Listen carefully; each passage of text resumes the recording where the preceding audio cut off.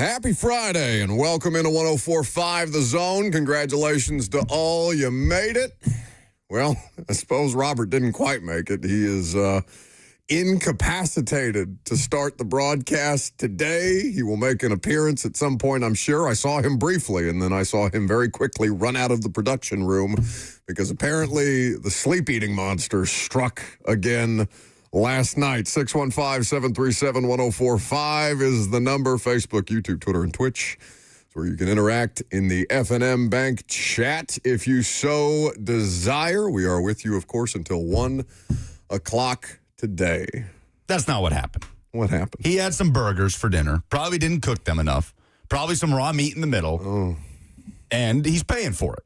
What he's trying to do is blame the Parmesan that he ate in the middle of the night. Good quality Parmigiano Reggiano that he took out of his fridge and ate, and is acting like that's the reason why he's all messed up this morning, and like it's not the burgers that he probably undercooked last night. Wouldn't that be the opposite and constipate you? Correct. So he's probably lying to us about something that he also ate. He's also probably not aware of everything that he ate. Are you Great okay? point by Justin, by the way. Great point by Justin. That cheese constipates you? That's right. That much raw cheese? It's not logical. Speaking of raw cheese. Why are you guys talking about me? There are games this weekend. There's college football, It was a NFL. delightful Thursday night football game, but instead, when you send us videos of the things that you eat in your sleep, whether it be a raw sweet potato that you've wrecked your mouth on or an entire block. Was that a fart or a moan? No, I'm I'm like pressed, man. My belly's doing jumping jacks over here. Yeah, no kidding. Well, how about you don't slander the good quality cheese that you ate last night? I ain't mad about the cheese. I can't help it. I don't know why my belly feels like this. And I wanted to stop. I hate waking up at 4:30 in the morning having to go and can't. I had to take a shower. I had to take a hot shower. I thought you were going to say what you just did. No. As opposed to... And you know it was bad because usually I'm a marathon guy. In, out, back, real quick. I went to the bathroom at like 10:56. Oof. I just hurt, man. There has to be. You should see some kind of like sleep doctor or somebody who's going to psychologically evaluate why the hell it is that you can't get through a night at home without eating raw items out of your refrigerator like an animal.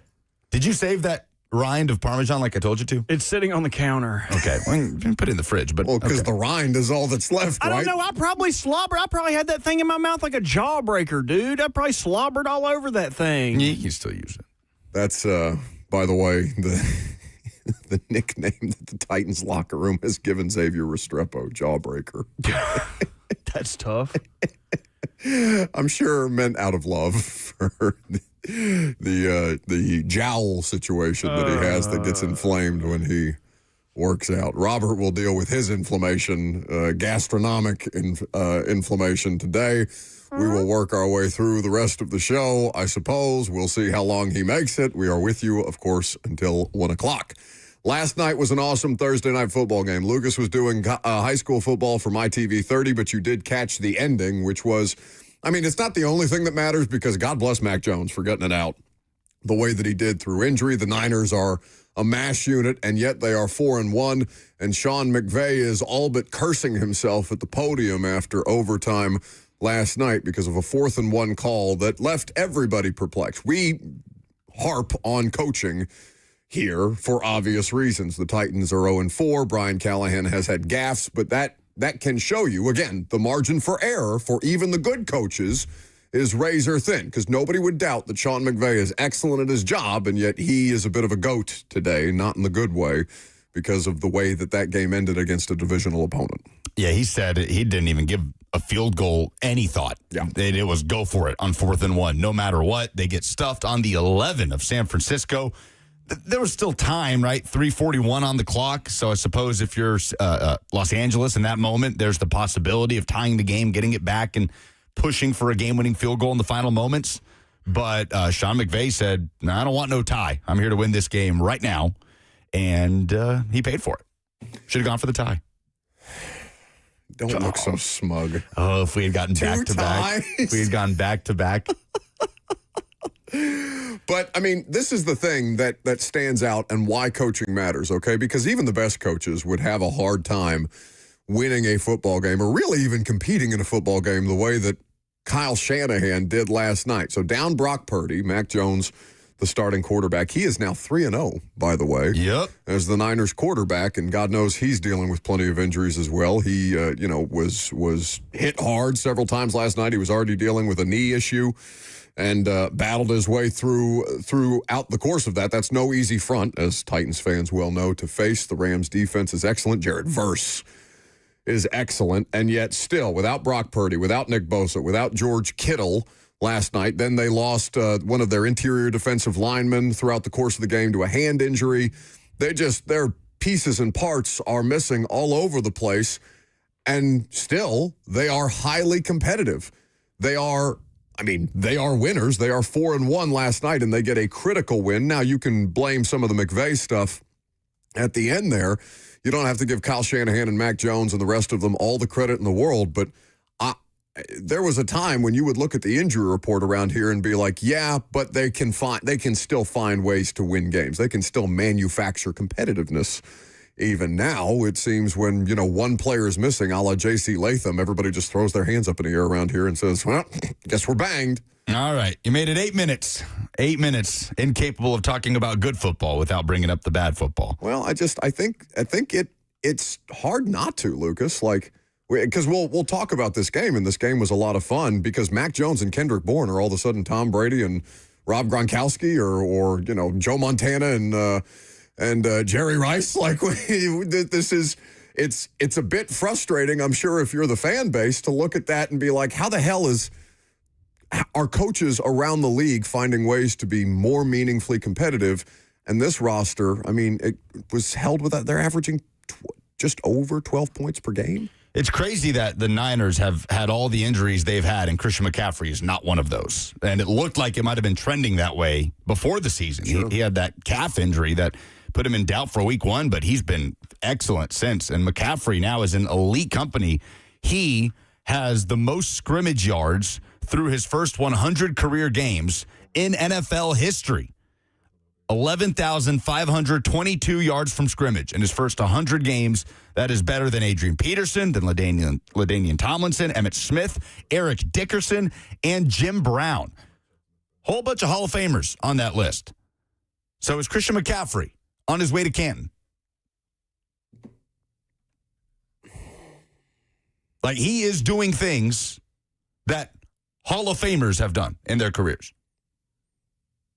A couple of injury-plagued seasons sandwiched in, but he's starting to get himself into some rarefied air. I was surprised to see that number. Adam Schefter put that out there. We can have the conversation, certainly, but, I know Derek's going to the Hall of Fame, Derrick Henry. Yes. I wouldn't be as definitive for obvious reasons that you just point out, because Derek's been infinitely more available. He's got the 2,000-yard season. He's one of 8 players that have eclipsed the 2,000-yard mark at this point. So I would be willing to acknowledge the conversation, because obviously he's a hugely talented player, and it's not just about rushing yards for him. It's about scrimmage yards. He's a weapon. That's the thing that has made the Niners offense so deadly over the course of the last couple of years, is Kittle and Juszczyk and McCaffrey and all these different pieces and parts. Deebo Samuel, when he's still on the roster, can be deployed in a variety of different ways that can put you in hell. Christian McCaffrey, to his credit, like you said, it was easy to raise an eyebrow at him when he started dealing with, a calf injury? Early in the season, before the start of the regular season. And you're like, oh, he's going to miss some time again, but he's gutted it out. Again, he's one of the few Niners, to Lucas's point, that has been available. Mac Jones, by the way, 342, 2 touchdowns while playing through that leg injury. They scored on their first 2 drives. They led 20-7 late into the third quarter. Rams rallied back to make it a 26-23 overtime victory. We'll hear from Sean McVay later, but Mac Jones is starting to get questions about, should he be the starting quarterback of the San Francisco 49ers? Obviously, Shedeur Sanders has been in the news for the way that he handled the questions from the media about still being the third-string quarterback, and he has been, I think most people have panned the behavior of Shedeur Sanders, other than, I thought it was a clever way to not give media quotes, even if it comes off a bit corny. I get it. But Mac Jones at the podium last night being asked about his success and should that make the Niners consider a quarterback change. Before the game, there was a report that Brock could be out a few more games. Do you feel like the starting job, you're the starter now, and that's just the way you have to view it? I think, they brought me here to play as a backup, and that's my job, and Brock's the starter of this team, and right now he's dealing with something, and for him to go out there last week and play when he probably wasn't at full health, like he cares about this team. So I'm just trying to get some wins for him so it helps us down the line, and at the end of the day, that's what it's all about. Like, I've been in his position, I've been a starter, and you want your backup to go in there and win, because at the end of the season, that could be the hit or miss between a playoff or not. So that's Mac Jones handling it very diplomatically last night. Jared Stillman was texting me back and forth last night because I guess he's a Mac Jones stan, and he was getting irritated because the broadcast was giving a tremendous amount of credit. Also, Al Michaels getting a bit dragged for his lack of recognition on a couple of different sequences last night. Unfortunate, but a small thing there. Anyway, the broadcast spent a lot of time talking about the job that Shanahan was doing with Mac Jones, as opposed to looking around and being like, well, Bill Belichick may have had something in Mac Jones, but they kind of ran him into the ground with that whole Joe Judge, Matt Patricia, nonsense after Mac Jones was a Pro Bowler in his had season. a nice rookie season. And Eric points out on the F&M Bang chat the Niners' history of going with the backup, even if it's because the starter got hurt. Yeah. Happened with Kaepernick, right? Obviously, we saw that with Brock Purdy. He got ushered in with Jimmy G going down and Trey Lance going down. And Kyle Shanahan, in recent history, is there a head coach or offensive play caller? I'm going to do the Al Michaels thing here. Is there a head coach or offensive play caller that has figured it out with more quarterbacks in the last, let's say, 5-6 years than Kyle Shanahan? Like, not a perfect resume, right? Jimmy Garoppolo fizzled. Trey Lance was a bust. He did win games with those players. But Brock Purdy, Sam Darnold, Mac Jones, like, it's starting to become an impressive list. Oh, not even that. What's Nick Mullins won games for the Niners during a period of time? C.J. Beathard. Yeah, like and this is you go back to Shanahan's career beyond just being a head coach. I mean, RG3, Johnny Manziel, Matt Ryan obviously had an MVP season. Matt Ryan was a high-level player beyond Kyle Shanahan, but obviously achieved at his highest career level with Kyle Shanahan as his offensive coordinator. Like, the guy's just really good at what he does. Yeah. And there's not that many of them. So the whole idea of chasing trends, right? You hire the offensive play calling head coach because it protects you from losing your offensive play caller should your offense have success, and then you get Matt LaFleur or Arthur Smith. If you're talking specifically to the Titans, it turns out there's only so many of them that are really, really good at that, because the rest of them, even McVay, can have a moment where it's a bit of a brain fart and everybody's looking around at him like, how could you screw that up so badly? I know you had mentioned this when I was going through the audio, but Al Michaels, I'm ready for AI Michaels. He can't even be excited for a good game. It's like he doesn't want to be there, and it ruins the watching experience. I listened to the second half on mute last night because if I had to hear Jordan Whittingham one more time, the names are right in front of you, Al. It's Whittington. Maybe it's just me. No, it wasn't just you, because people, it was being talked about it as if Al Michaels is just a doddering old man in the booth, where there's just these long extended periods of silence where he doesn't seem to be able to articulate what's going on. Then he gets confused with some of the calls that the officials are making. He got confused in particular on the fumble or the goal line fumble situation late in the game where the Niners are leading 23-20 and the Rams are pushing. He didn't seem to know what happened in that situation. He may not just be able to see what's going on. I don't know. He's had a good game this year, but last night was definitely one of his poorer performances, and people, descend on them because nobody's going to let you age well on television, especially, he's getting ready to turn, 81? Tell you what, Westwood One Call is pretty energy-packed. So flip that on. Who's Use that? TV, Kevin Kugler and Ross Tucker on the Thursday Night Football Westwood One Call. Oh, yeah, I bet Kugler was great. Yeah, Robert, not a fan of Ross Tucker. God, what a muppet. That dude just looks like a human toaster. A human toaster? Yeah, the brave little toaster. Yeah. He has to go to Mars. Banger, by the way. The banger. But also, it's just like he's trying to save all his other household appliance friends. Like, Ross Tucker, just go be a blender somewhere, dude. Leave us all alone. He was on the call for the Titans game last week, wasn't he? Oh, yeah, I'm sure that was also... Go be a blender. People very upset with the combination of Beth Mowins and Ross Tucker for 26 to nothing That against the reminds me Houston of- Texans. Rob Schneider is a stapler.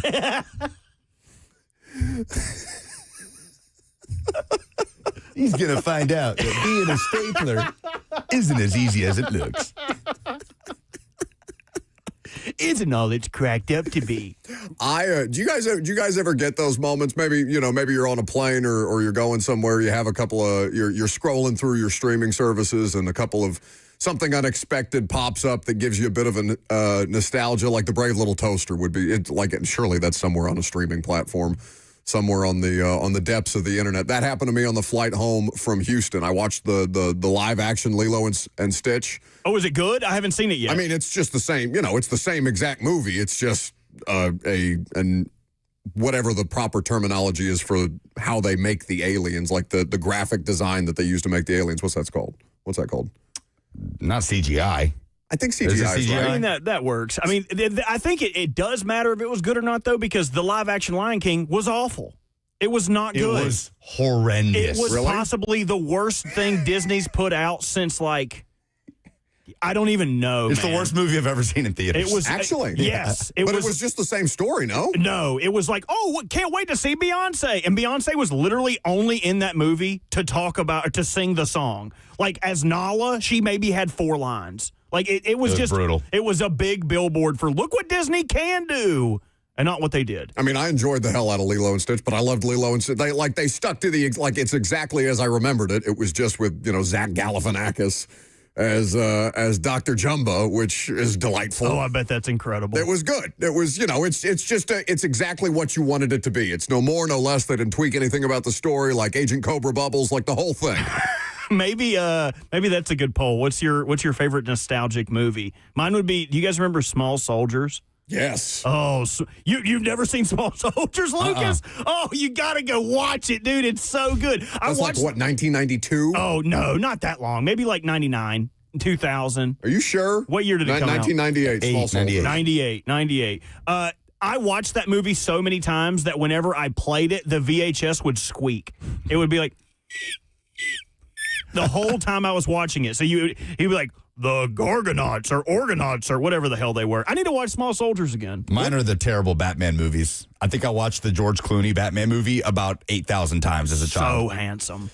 George Clooney? Well, how can you tell? He's got that stiff Batman mask. It's a I great think cast. That's what are those parties that people throw? Like the where they have the masks on. I think people look way hot. Like the sunglasses effect. What do you mean he can't tell he's hot? He's wearing a Batman mask. Yeah, Anybody's hot in that. He also is Bruce Wayne. Doesn't wear the mask the entire What's movie. the other movie that's like kind of like We got to go to Small break. Yeah, we got it. What else we got to talk about? We got an 0-4 football team, boys, and Tennessee's on a bye.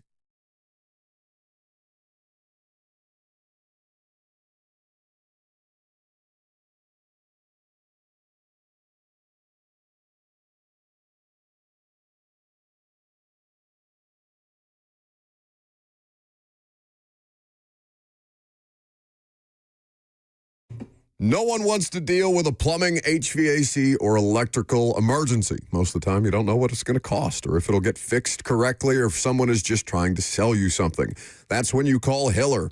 Their experts are going to solve your problems quickly.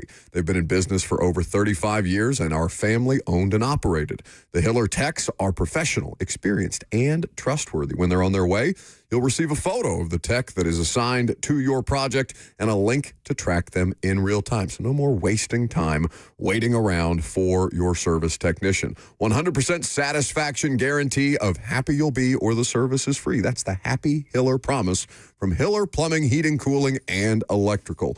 Book online now at happyhiller.com. That's happyhiller.com.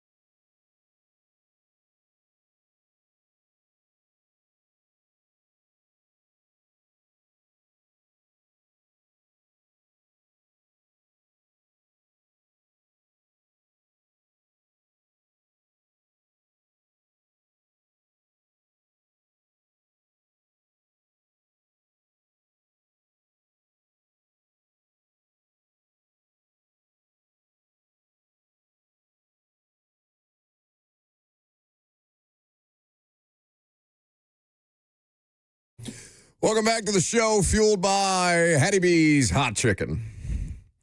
I looked at Robert and Lucas during the commercial break, and I said we should have just stuck with Disney movies. Chad is far more engaged talking about their favorite Disney movies, A Bug's Life, Prince of Egypt. There's all kind of obscure movie references happening in the F&M Bank chat today. 615-737-1045 if you want to talk about something else, I suppose. Robert, you said what when I said we should have just done the Disney thing? I said this is crazy. This is where we're at. It is bleeping June. It's June radio in October because the Titans are, as the quarterback has described, ass, and Tennessee's on a bye. Now, Vandy, with a huge game, huge opportunity in Tuscaloosa this weekend. Of course, we can spend time on that. I assume that they are a part of the SEC stat of the day, or are they not? Vanderbilt and Alabama. I'm swimming in SEC stats of the day. Oh, you have many. Are they facts or are they stats? Stick around to find out. Okay, very good. But yeah, I mean, our hand has been forced here because, I mean, what am I going to do? 3 keys to success against the Arizona Cardinals? Today, probably not. But there is something that is worth talking about here because what we watched last night was a duel between 2 excellent teams who are very well coached, and one made an error that everybody is dogging him for today. And I don't know, Robert, if we do have Sean McVay's audio at our disposal because he does cuss, and we've tested our luck so far this week with that already. So you let me know when you are prepared for the Sean McVay audio, and we will go to that. Yeah, the FCC's off this week, right? I mean, they seem to be for as much as we've gotten away with here lately. I don't know if we got away with it. I think we dumped Nobody say anything, you narcs. Everybody shut up. It was just that Arden Key thing one time in the background. It's never happened before. I dumped it. It was dumped. We got mad all over again when we played that clip on primetime last night. Anyway, coaching matters. And the Titans head coach has put himself in the spotlight a number of times. Now, it is the definition of beating a dead horse to continue to talk about these things, but they're coming off a game where they were shut out 26-0. Play calling change didn't help necessarily. In fact, Nate Washington, I thought, was very good yesterday, Lucas, talking about the way that it just kind of, like, you don't know what they are. Ben Jones has talked about their lack of plan or lack of sticking to a plan. And I think there are both explanations and excuses for why those things have happened. We've talked about the penalties, the early sacks, all the different things that have muddled what they might actually be or what they want to be, but still they seem lost is the most unanalytical way to talk about the Titans on offense. Yeah, they're grasping for answers, obviously, just to have something that they can fall back on even, which, was the run game in the first half against Houston, but that wasn't good enough to get them into the red zone, right? They couldn't be complimentary off of that in the passing game. And we'll see how much it improves whenever J.C. Latham returns.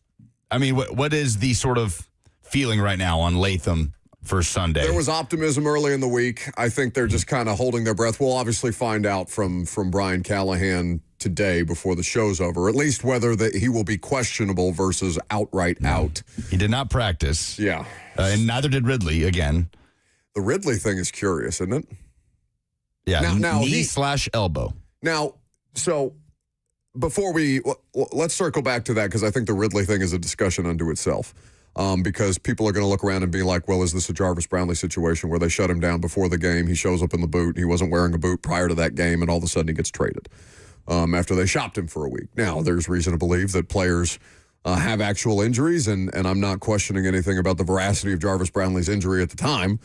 Has he been practicing for the Jets?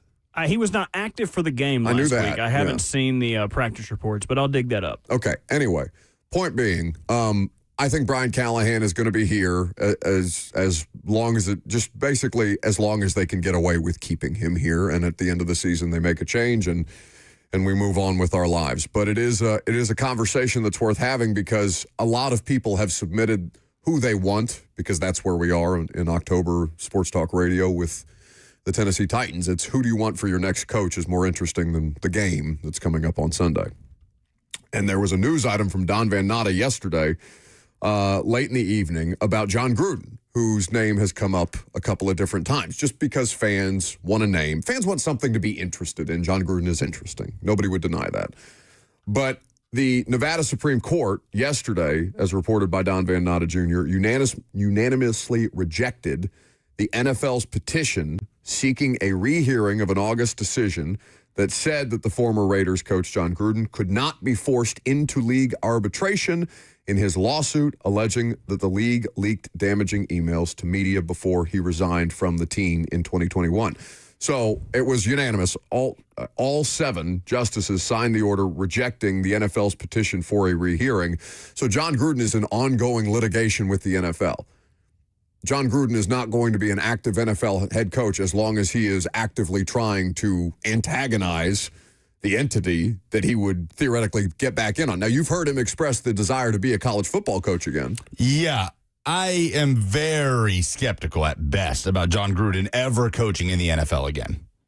No, I don't think it's ever going to happen. Yeah. And this is a huge reason why, because he's already got his money, right? He got a 10-year, $100 million contract from the Raiders. He didn't make it through the whole 10 years, but he got his money, right? That's a buyout situation. He obviously hasn't worked again. And there would be more demand for him in the college game. How many NFL owners would be willing to take that on to be the team that hires John Gruden, and however Roger Goodell would feel about that if all of this stuff clears?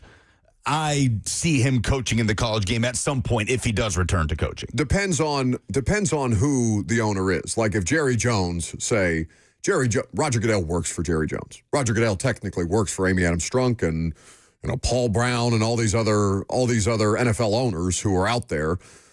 Whichever franchise or ownership group you want to name, Stan Kroenke, Goodell works for them, not the other way around. So if you are an owner with more leverage than your average owner, a la Jerry Jones, Jerry's the most powerful owner in football, right? I guess so. Who's even second on that list? Yeah, he's the most influential, I would say. So if Jerry Jones wants John Gruden to be his next head coach, he can tell Roger to sit on it and spin, essentially. Be damned. Like, that's what Jerry Jones wants to do. That's what Jerry Jones is going to do. Now, obviously, Jerry's not in the market for a coach. But is John Gruden going to be in that high of demand? Like, if all of this stuff was aside, how much of a commodity would Gruden be for a guy who hasn't had a winning season as a head coach since 2008? It's fair. So let's just take this job, for example. I think not even that there would be interest in John Gruden, but there is no reason. What is exciting about the Tennessee Titans other than Cam Ward? So for the marketing aspect is what you're saying? I'm not saying that's a good idea, but I'm saying a team that's desperately trying to get people interested in them again and is costing themselves fans by the day, whether it be season ticket numbers or television viewership or what have you. Like, would John Gruden be enough to excite the market about the idea of the Tennessee Titans? I don't know what the answer to that is, but I'm grasping at straws for people to be interested in the Titans because they have done themselves such a disservice. So I think it depends. Go ahead, Robert. A little update on Jarvis Brownlee. He has been a full go on Wednesday and Thursday practices for the Jets this week with his ankle injury. Who's their opponent? Dallas. Ooh, okay, interesting. So we'll see if Jarvis Brownlee gets some snaps in the Jets defense. 0-4 Jets right now. Are those the only two 0-4 teams left? Or winless teams left, the Jets and the Titans? I would need to check on that. Saints haven't won a game. There you go. He should be in an opportunity for a little more run in the Jets secondary because their other corner, Michael Carter, has been a DNP all week. Okay. So Gruden, I think, is off the table for any NFL franchise. And to Lucas's point, I don't know what the level of interest would be. But, I mean, was John Gruden much more than a marketing ploy in Vegas? It was definitely a vibes thing, but that's obviously with his ties to the Oakland Raiders and his tenure there before he went to the Bucs and won a Super Bowl. Oh, sure. But, I mean, it aligned well, but it's... Sure, but let's be honest. Like, the opinion of John Gruden in 2018 when he came back into coaching in the NFL has evolved since then, right? Because he had 4 consecutive non-winning seasons before being resigned. You get what I'm saying. While mired in this NFL scandal. Like, the perception of John Gruden in the NFL is very different in 2025 than what it was in 2018 when it was like the backup quarterback thing that we talk about all the time. He wasn't in coaching, and the last time we had seen him in coaching, he won a Super Bowl with the Bucs, and they had however many winning seasons in his tenure there. He was there from 2002 to 2008. He went 57-55, so really closer to 500 than it looks. But he won 3 division titles, obviously won a Super Bowl, had a few winning seasons. So it's that, what do we call it? The backup quarterback syndrome, yeah. Right? Where because you haven't seen him do it, your imagination runs away with what that will be like when we get John Gruden back into coaching from the broadcast booth and to do it in Oakland. And it just feels so storybook to win the Super Bowl in a place where he didn't get to, quote unquote, finish the job right before he went off to Tampa. That's different when you go 4-12, 7-9, 8-8, and then resign in 2021 amidst an NFL scandal. Big Country on YouTube says that I sound crazy as hell. There's only 32 NFL head coaching jobs. Everyone is valued. And I think he's misunderstanding what I'm saying there. I'm not saying that people wouldn't want the job. People want the Titans job. Cam Ward is here. It's kind of like Drake May and the Patriots last year. Yeah, the roster's terrible, but look at Drake May. Drake May is one of the best. I mean, he is one of the best or most exciting ascending quarterbacks right now. Cosell kept talking about how excellent he's been on third down. I haven't seen the numbers specifically, but Drake May has really acquitted himself well, and it made the Patriots' job viable because, yeah, your roster sucks, but you've got the thing that's hardest to chase, which is a promising young quarterback. So far, promising returns on Drake May. Cam Ward is the same vibe. Nashville is an attraction, an actual attraction. Whatever the Titans are as a franchise and whatever issues they may have, and there are plenty, Nashville is an attractive situation. The stadium is an attractive situation. So yeah, only the most coveted candidates with the most leverage have the luxury of turning down interviews left and right. Yeah, for right, sure. like a la Ben Johnson. Yeah. Of course the job will be wanted. Every NFL job ever will be coveted for the rest of time. Yeah, so I'm not saying that the job is not of interest to people. I'm saying that the fan base is not interested in the product because of how bad it has been. So you are looking for reasons to get people excited about Titans football, and there are few and far between, save Cam Ward and the way that Jeffrey Simmons is playing right now. And a defensive tackle having a hell of a year on an 0-4 football team is not going to get butts in seats, respectfully to Jeff.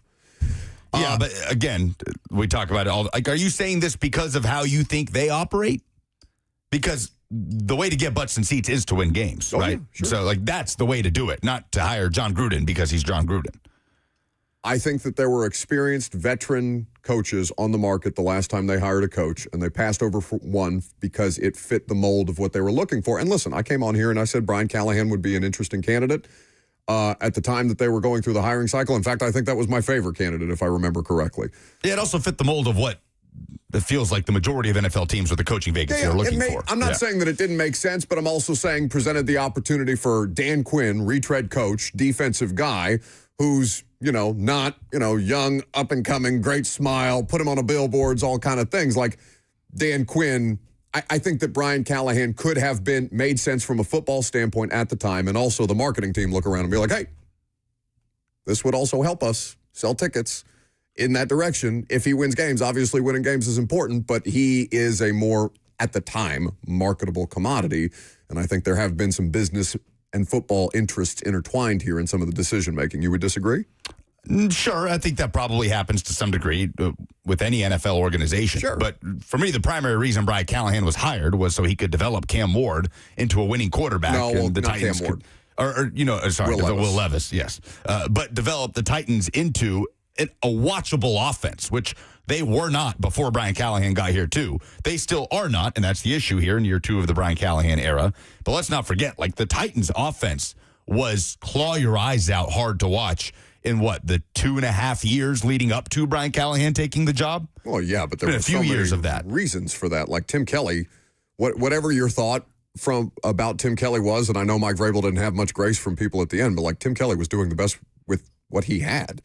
He had Will Levis, the corpse of an offensive line, Andre Dillard at left tackle, and a playbook that he couldn't run because you had to. I mean, your offensive line was a sieve at every turn. Rich says Vrabel is more marketable than Callahan, to be honest. Well, and I think they regretted pouring so much marketing into Vrabel because then they looked like fools when they made the decision to hire Vrabel, who was their entire identity.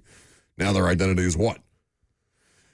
615-737-1045 is the number. If you would like to join the conversation, you can do that. We will pivot back to some NFL stuff later. SEC Stat of the Day is next.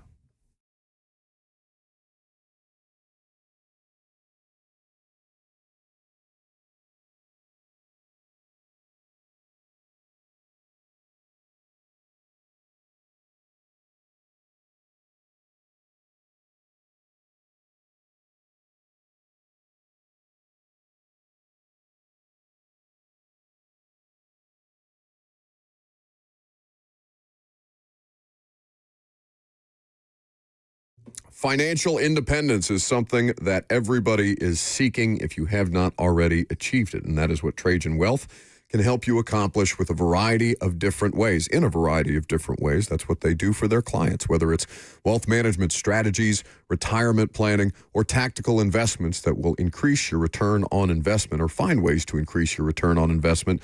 Trajan Wealth wants to walk you through that process. Let them help you decide what to do, because occurrences like inflation, changing economic policies, new laws, and interest rates can affect the financial markets in the short term, but it doesn't make sense to keep changing the way that you invest in response to the daily news.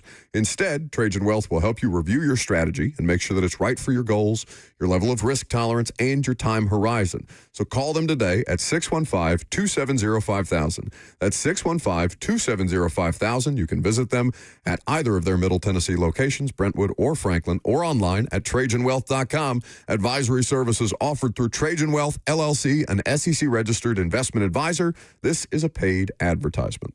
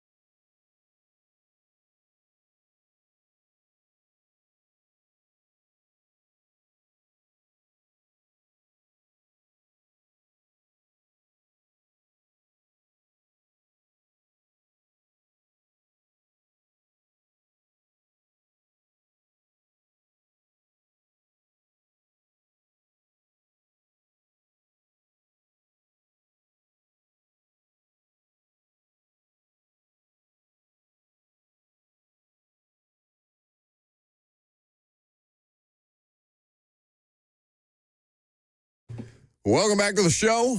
Fueled by Hattie B's Hot Chicken. Nate Washington made me happy yesterday when he brought up Dick LeBeau.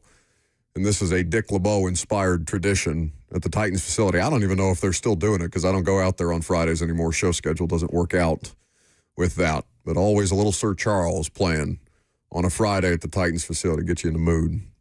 615-737-1045. We're going to push SEC stat of the day because you guys want to chime in on the topic that we were just discussing. And as we mentioned, it's tough to do a game preview when people aren't interested in the game.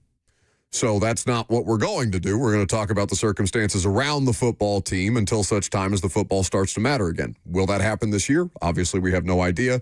They have an opportunity to try and at least dig themselves out of a hole in Arizona on Sunday. We'll see if they can do it or not. But that's about as much analysis as I think you're going to want on this, other than when are we going to fire a coach, who are we going to hire next, and can Cam Ward be saved from the situation that he's in?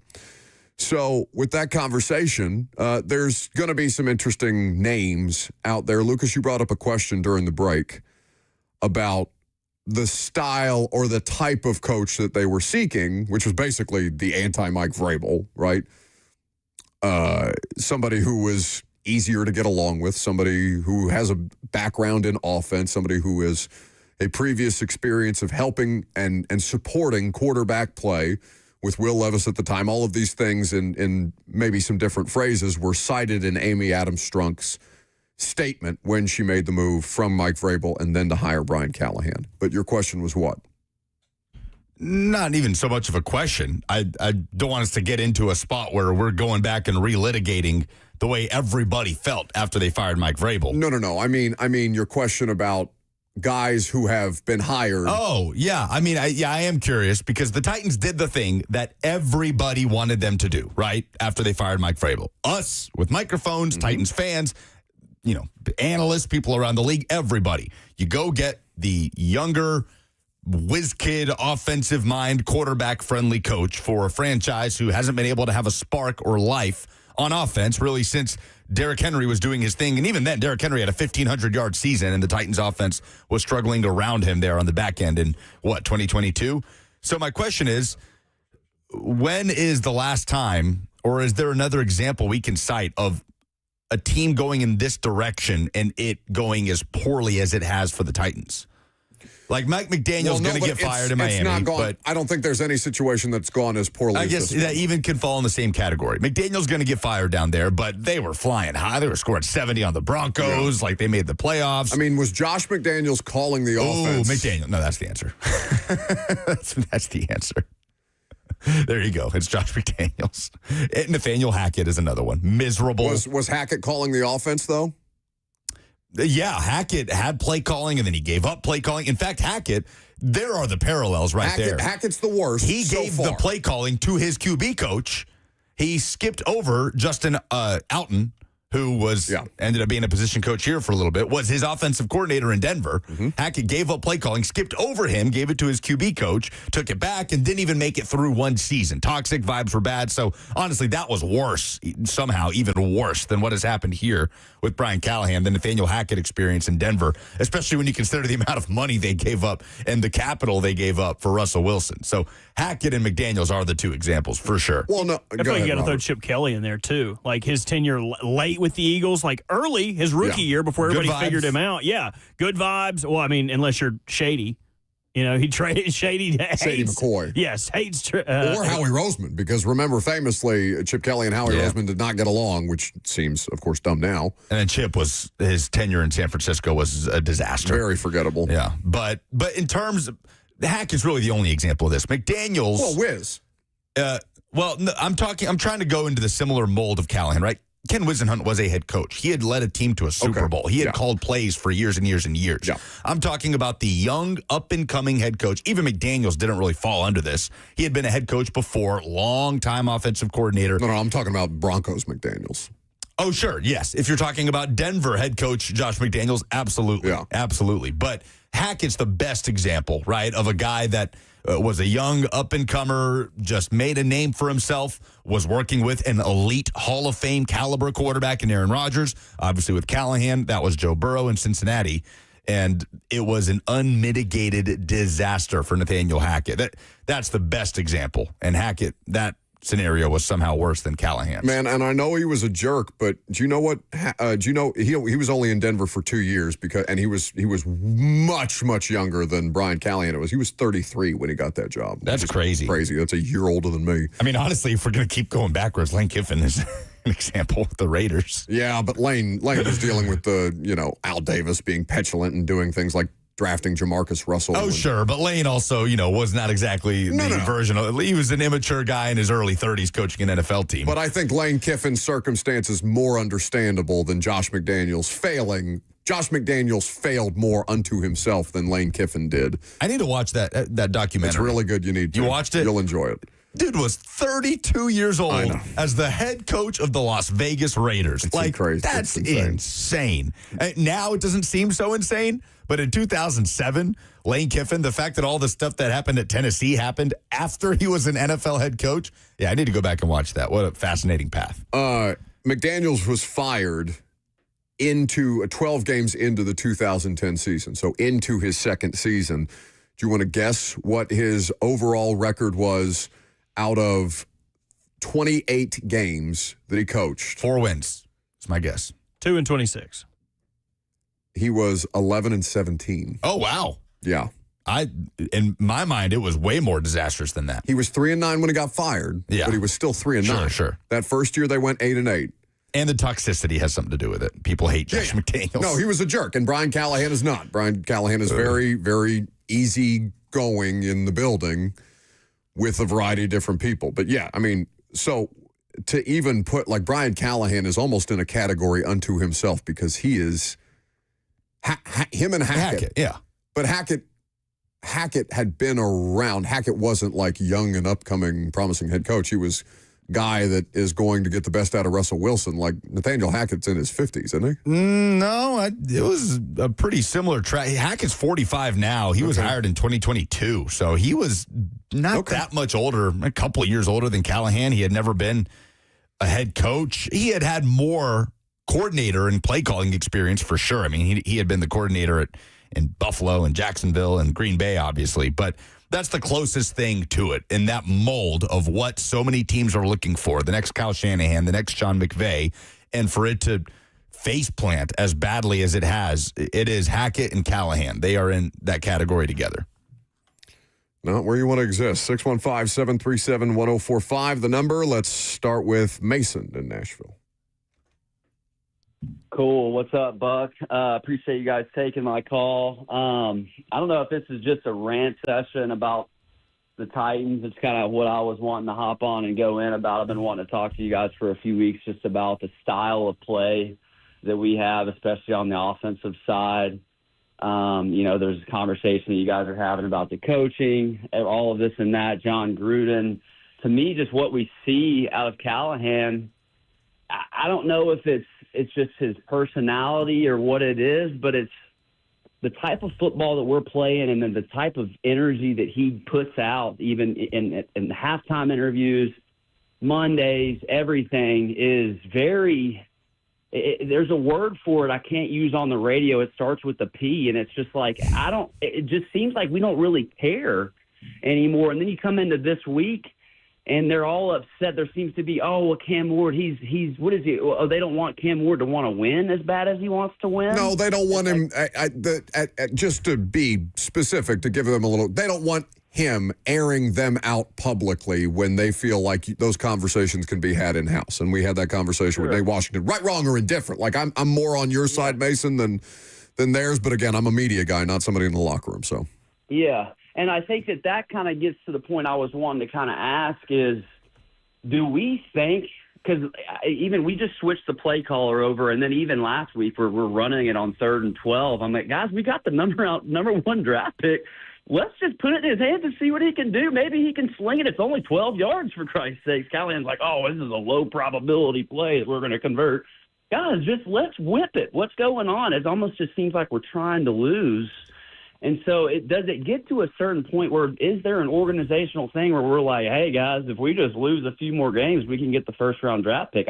I don't understand what's going on there, but that, to me, when I'm watching, I'm going, these guys are just playing to lose. They're just winging it right now and going, hey, let's just hoof it out for the rest of the season, and we'll just tough it out till we get the new stadium, another number one round draft pick, and see what we can do next year. So that's just what it feels like. I don't know if that's, obviously no one can actually come out and say that they're blowing the season, but that's what it feels like to me. So I don't know what you guys' thoughts are on that. But thanks for the call, Mason. So, no, they're not actively trying to lose games. Coaches who want to keep their jobs don't actively try to lose games. So we can remove that part of the conversation. Just because Brian Callahan, are you fading me?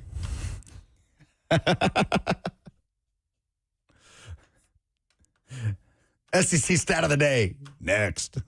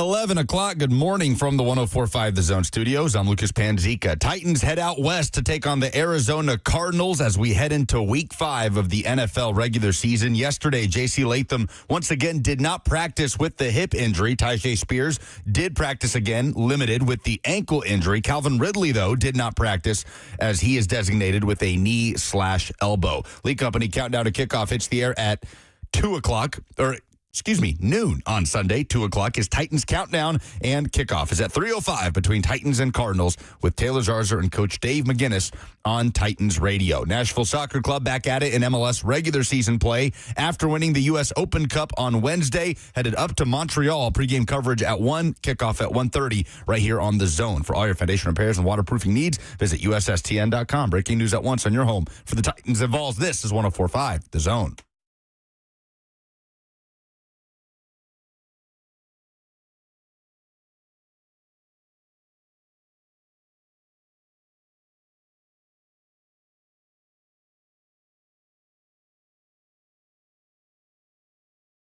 Second hour on the way, or I guess it's upon us. Coach Dave McGinness will be upon us here in about 20 minutes. We'll do an SEC stat of the day here in just a second. We've got more phone calls to take. Things to give away for Friday Fire in this hour, Robert, or no? I believe so. I need to double check. We were waiting on approval for a certain prize, but I can. If there is no prize, it is Tyler Childers. So Tyler Childers. There's no prize. The Tyler Childers prize sounds better than whatever else you might have in the nebulous prize bucket. It's like the idea of you could have behind curtain number 1 a boat, or you could have the mystery prize behind curtain number 2. It could even be a boat. And it is Tyler Childers tickets. Okay. 1 week from today at Geodis Park, you could be in attendance with Buck and I to watch Tyler Childers. Should we just keep these tickets for ourselves? I did that last time. Oh, okay. Fake Very giving good. it to someone. Thank you. Charlie Crockett is opening for him. Oh, no way! Yeah, Dude! I've got some serious FOMO on that one. Call in sick, man. Is this high school football that's keeping you Yeah, from... but it's a monster game. Ensworth CPA. Look at him you sell can't it. miss Look at him that. sell it. I Can't miss mean, it. we got future Power 4 prospects on the field, former NFL players on both coaching staffs. It's going to be a great matchup, but yeah, definitely bummed to be missing the show. I want to hear the Man from Waco, the Charlie Crockett song, coming into the next break. Well, I guess we're doing Mac, but... Yeah, I'll get it in at some point That today. would I be also great. said I was doing Love that Disney song. bumps all day and never did that. I just don't follow through with anything. Unlike Lucas. Let me pat Lucas on the back real quick. This dude does more work than anybody in this whole bleeping studio. High school football games, soccer games, Titans radio. Like, what is this dude not doing? Cooking all the time, having a big old fat ass. Like, the dude is just, I don't I think think that's as a result of the cooking. I but- don't think it gets much better than this dude right here. No, we don't ever pat each other on the back. We're always punching each other in the gut. So on my Friday, I shall praise Lucas. Well, I'm blushing. Thanks, buddy. Which I cheeks? thought it was just the red light, but no, he's actually blushing. You're doing a great job, buddy. Doing my best. SEC stats of the day. Yeah. So do you want to start with... Ooh.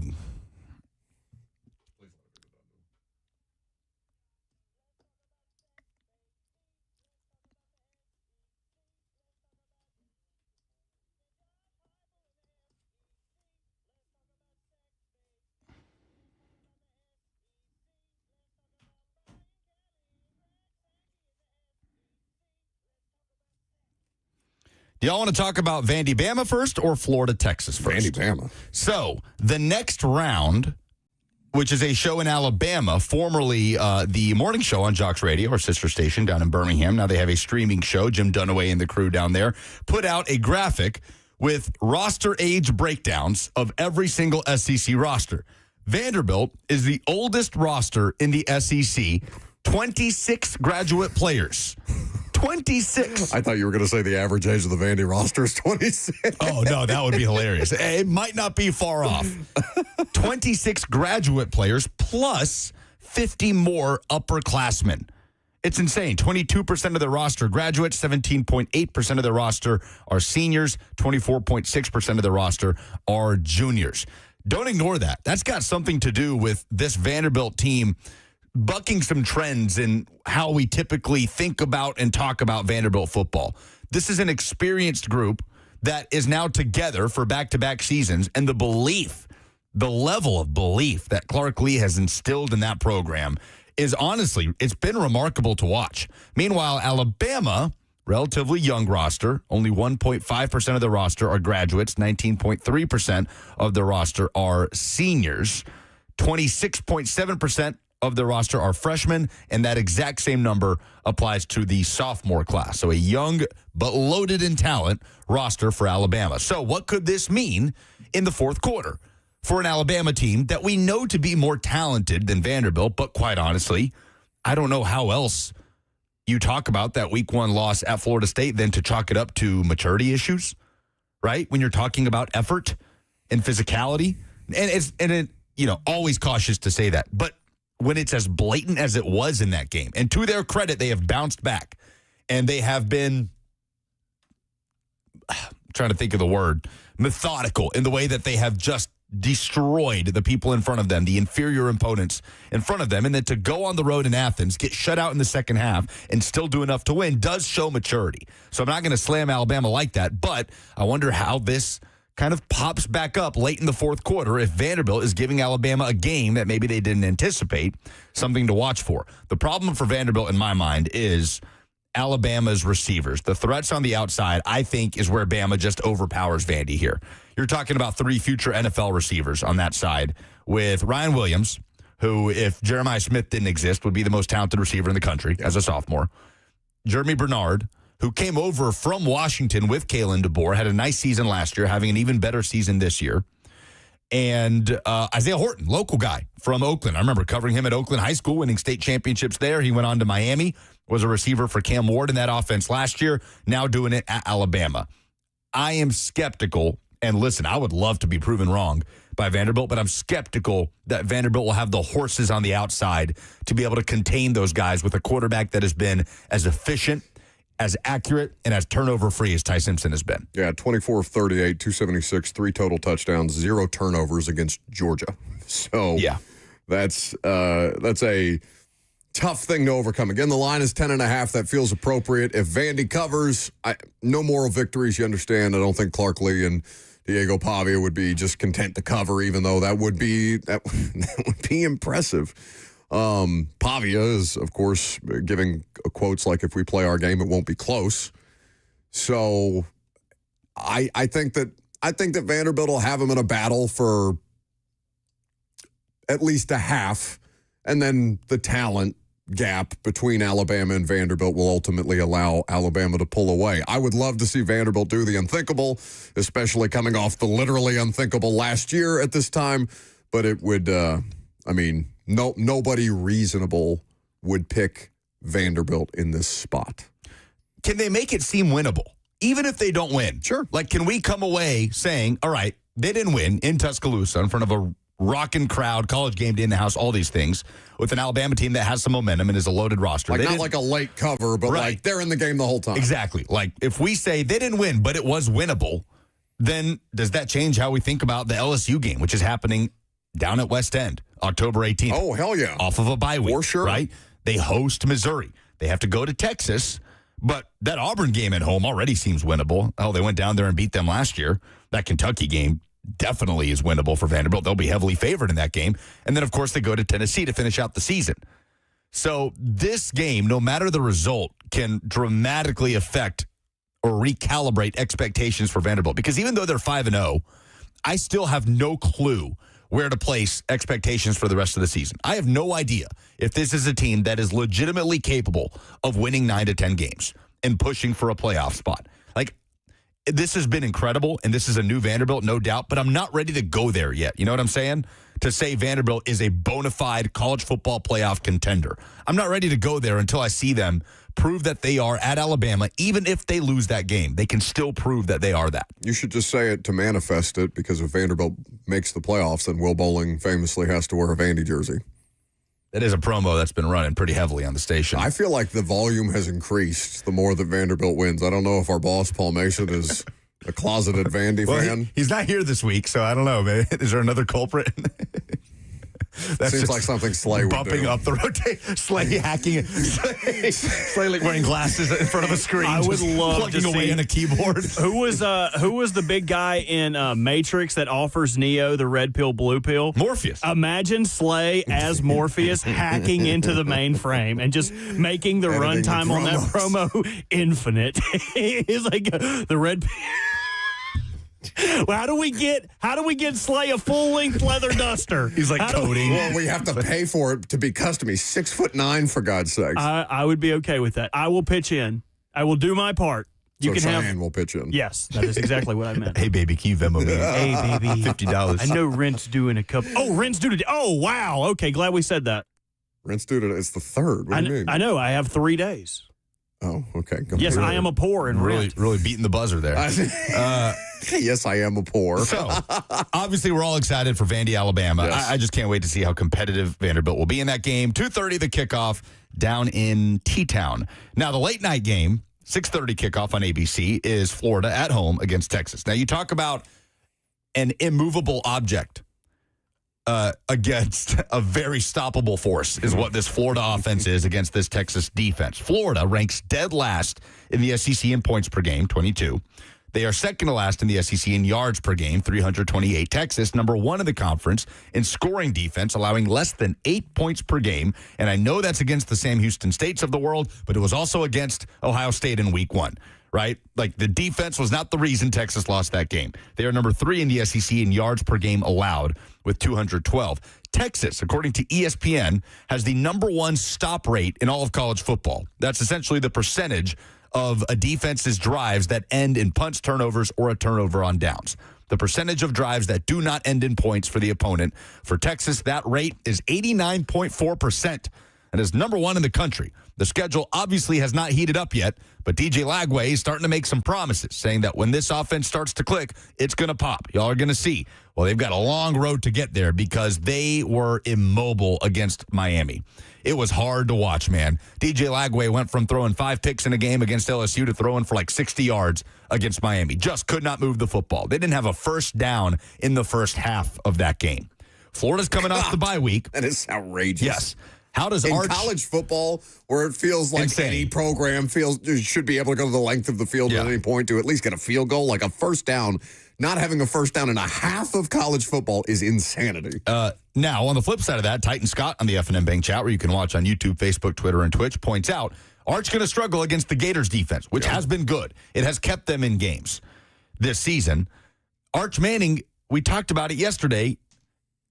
His struggling start to the season makes it seem like if it's not injury related, then it's got to be something else, right? Some sort of mental block for Arch Manning. Okay, what does that look like for him coming out of the bye week? How much confidence did he get in that win over Sam Houston State?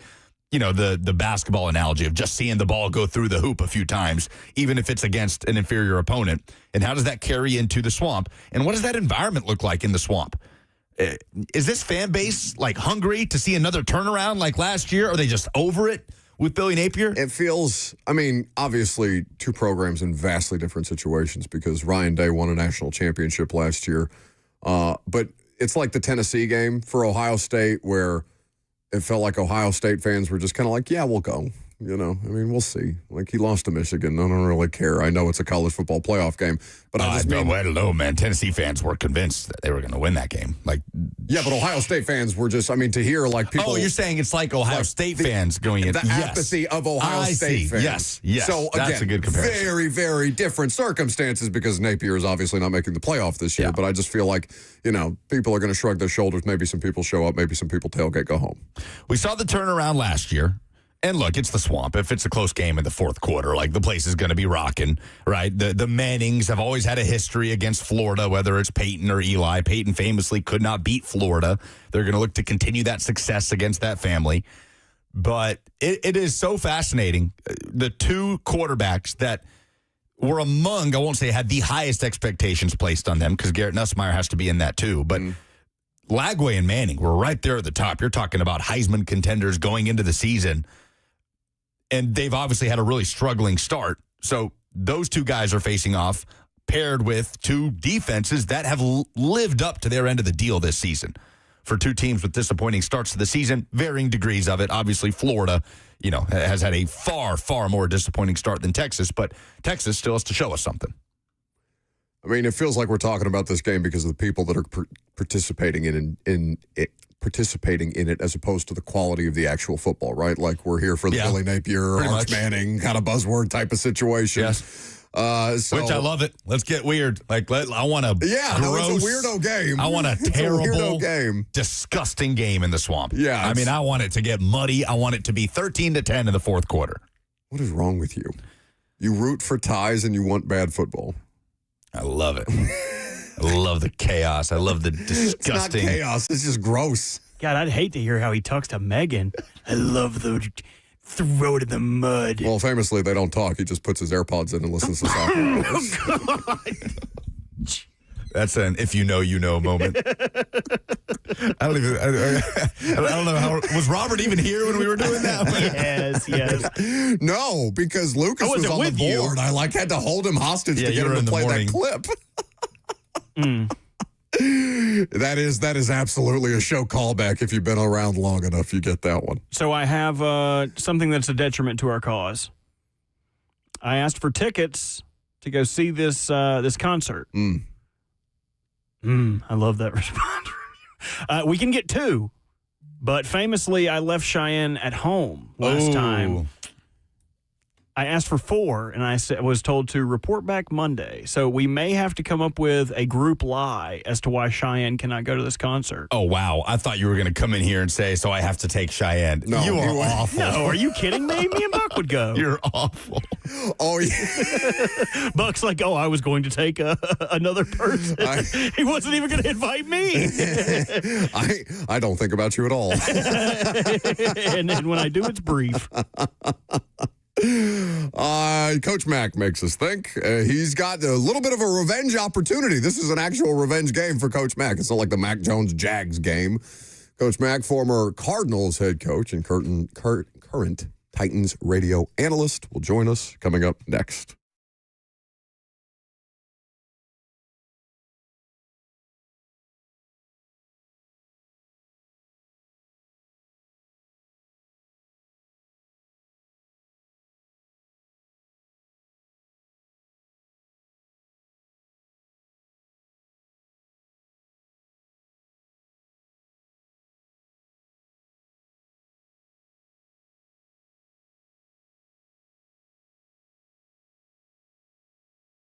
Erectile dysfunction can wreck your confidence. It can impact your relationship, your mental health, and even your sense of identity. But the good news is there's real help. Since 2014, the Tennessee Men's Clinic has helped thousands of guys get back to feeling like themselves. These aren't cookie-cutter treatments that are on offer. The Tennessee Men's Clinic is urology-based and staffed with multiple licensed providers who specialize in men's sexual health. They use proven treatments tailored to your specific situation. No one size fits all. Whether you're dealing with mild or moderate ED, performance issues, or even conditions like Peyronie's disease, their medical team will work with you to create a plan that gets results, often with options most men didn't even know were out there. And forget waiting around. They have in-house labs, so you get your blood work results in minutes, not days. Too many guys rely on pills that don't work or come with nasty side effects. There are better treatments. Sometimes it's a combination of those treatments that finally unlock the results that you've been missing. Your initial appointment is only $99 and includes a full medical consultation, blood work, and if medically advised, a test dose right there in the office. So call today at 615-208-9090. That's 615-208-9090 or book easily online at TennesseeMen'sClinic.com.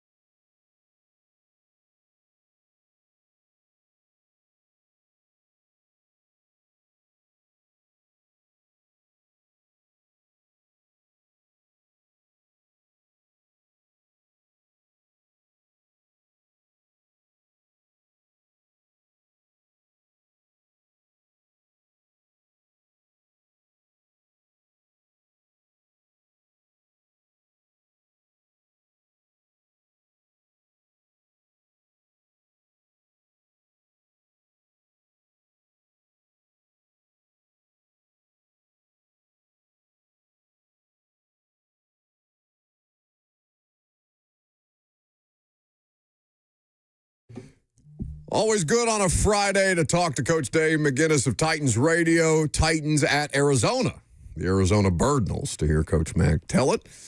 Titans Radio on the call. I believe it is a 3:05 local time kickoff. Titans Countdown gets you going an hour before. Lee Company Countdown to kickoff on the air at noon. I'll be in Arizona. Mac, happy Friday. Thanks for hanging out, buddy. Sure, Buck. Looking forward to seeing you out there. Got a few people I got to see out there on Saturday, but ready for Sunday. I feel like I've talked to you about this before, Mac, but like there are constantly people who want to see Coach Mac because obviously you're a delight and people enjoy their time around you. But I feel like it's okay for you to say no sometimes, Mac. Well, this group made a pretty special effort to put together a pretty good group. So, yeah, I don't normally say no unless I really feel like it's something that's too far out of the way. I got 2 more radio hits to do in Arizona, and I'll be done with Arizona radio. So we're getting closer. Okay. Well, I hope those go smoothly for you. Now, obviously, things have not gone smoothly for the Titans out of the gate. And Mac, I wonder if you could speak. There's been a lot of talk, or at least a lot of questions asked of the coaching staff and of Cam Ward about the idea of regression through 4 games and where you saw some of the things that he has been working on, the young quarterback, break down in a tough spot where he's pressing. What has your takeaway been from Cam Ward start number 1 to Cam Ward start number 4? Well, once you start playing ball games, and the tone and the timbre of the game, you know, are singular unto every game. And the issue with all 4 of these games, as far as you want to relate to the quarterback, is they've fallen behind. They get score separation, and then you know, they make it very easy on the opposing defense by down and distance to be able to dictate what's going on. I mean, that to me has been the biggest issue. You start really counting, you know, Rhett and I dove into it this week as far as the number of just 3rd and 7+ that they've been in 4 weeks, and it's way too many. And that causes you to regress as far as what's going on in the ball game really quick. No, nobody wants to hear, you know, things that went well in a 26-0 loss, Mac. But Cosell pointed this out to me earlier in the week when we were taping a podcast about just how well the defense was playing in a ball game that was basically 6-0 until the very end, and then the dam broke at that point. What did you see from Denard Wilson's unit for the bulk of that game until obviously, you know, I mean, you're just spinning your wheels because your offense can't score and everything on defense then becomes hyper-magnified? Yeah, well, it's the same thing Greg saw. I mean, you know, they were playing and they were hanging in there and keeping the score close. You know, I mean, they were denying touchdowns early on, you know, but sooner or later, I mean, I've been on a lot of defensive calls in this league before. I've been in games like that where you can continue to play. Now, if you can get a turnover, if you can score on defense, if you can score on special teams, you can mitigate some of that. But sooner or later, you got to score touchdowns in this league. And now, again, as a defensive coach and a defensive player, you never give in to that. I mean, your thought process, my thought process always was, the players I was always with, and these players too, and these coaches, you know, regardless of what happens, we've got to keep them from scoring. And then when you don't, regardless of when that happens, you don't feel like you've done enough. Coach Dave McGinness of Titans Radio with us. Titans and Cardinals on Sunday. Max Visits always presented by Two Rivers Ford, the South's most trusted Ford dealer. Coach Mack, as a head coach, how much in a moment like this are you leaning on the biggest voices in your locker room, the biggest leaders, the Jeffrey Simmons of the world after an 0-4 start to the season and looking for answers at this point? Well, I mean, you start establishing that kind of relationship, you know, back in the OTAs. I mean, that's what you do when you start, you know, when your roster starts coming together and you look at the guys. That's why, you know, most everybody in this league has a quote, air quote, leadership council. I mean, your veteran players are very, very important because there's nothing like time on task in this league to take you through the good times and the bad times. But you know, as a head coach, you've got to be able to get the temperature of everybody during every situation. I mean, it just comes with the territory of being a head coach. It also comes with the territory of being an assistant head coach. That was part of my job, you know, for a long time with Jeff Fisher too. Is just get the overall temperature of the football team on a daily basis too. So it's a constant thing that you work on. Whether you're winning or not. Winning makes it a lot easier. When you're losing, there's still attention to detail that you have to pay, and you have to pay attention to your players. I mean, they're the ones that make it roll at the end of the day. That's the end all to be all is how the players are approaching everything. When you look at the Cardinals, Coach, escaped with a couple wins to get off to a 2-0 start. They've dropped 2 games in a row against tough divisional opponents, obviously in San Francisco and Seattle. What is Arizona doing well right now? What can they hang their hat on at this moment under Jonathan Gannon with the injuries starting to pile up a little bit, especially in the backfield? Yeah, they're playing good defense. I mean, they really are. Of course, that's, Jonathan was here, as a quality control coach when I was here. I mean, his background is defense. And so, I mean, they can lean on their defense pretty well at all 3 different levels. That's number one. And number 2 is, look, this is the 7th year for Kyler Murray there. And Kyler Murray has been up and down in his career. And I mean, people will draw a lot of different inferences as to how his career's gone. But I'm telling you, as a defensive coordinator, when you get ready to play him, he's a problem. He's a problem because of all the off-schedule stuff and the things that he can do. And plus, they've got they do some stuff different. I mean, we'll see some 13 personnel. You guys, I'm sure, have talked all week about it. If you watch tape and drill tape, I mean, that's big of them because of Trey McBride and what they do out of that. So they've got they got a pretty good offensive scheme too. Their running back issue, has been. I mean, they've put their first 2 top running backs on the shelf. I keep looking for Marvin Harrison Jr. to break out because to me, somebody like that comes in with high expectations. Anytime he hasn't been playing well, you always are scared that all of a sudden it's going to be a breakout type of a deal because he's got the ability. So, but they're playing really good defense, and those ball games that they've lost have been, if you're on the Cardinals side of it, it's been heartbreaker, type of losses. So, I mean, they've got a good football team, but you're right. They're like anybody else. Once they start experiencing injuries, then it's how good their depth is, and that's going to be important. Yeah, losing by last-second field goals each of the last 2. So you mentioned the running back injuries. James Conner, done for the year. Trey Benson, placed on IR this week. Kyler Murray led the team in rushing against Seattle last Thursday. Cardinals on a long week going into Sunday. How much is the onus on him now? He's always been a dual threat coach, but does he start to feel that weight a little bit more now with the injuries piling up at running back, you think? No, I mean, he's always felt the weight, since he was taken. I mean, he's been under scrutiny. Anytime you're taken, in the first round, high first round as a quarterback, you're under scrutiny. I mean, that's his game. That's been his game, ever since, the collegiate game. I mean, the guy is dangerous, moving around back there. You've got to be able to work on a lot of different things that you do defensively. You've got to keep an eye on him. You've got to be really dialed into their personnel groupings as far as to how they use him. But he won't change any because even when they were running the football, he was still running the football. Just check his numbers. I mean, that's what the dude does.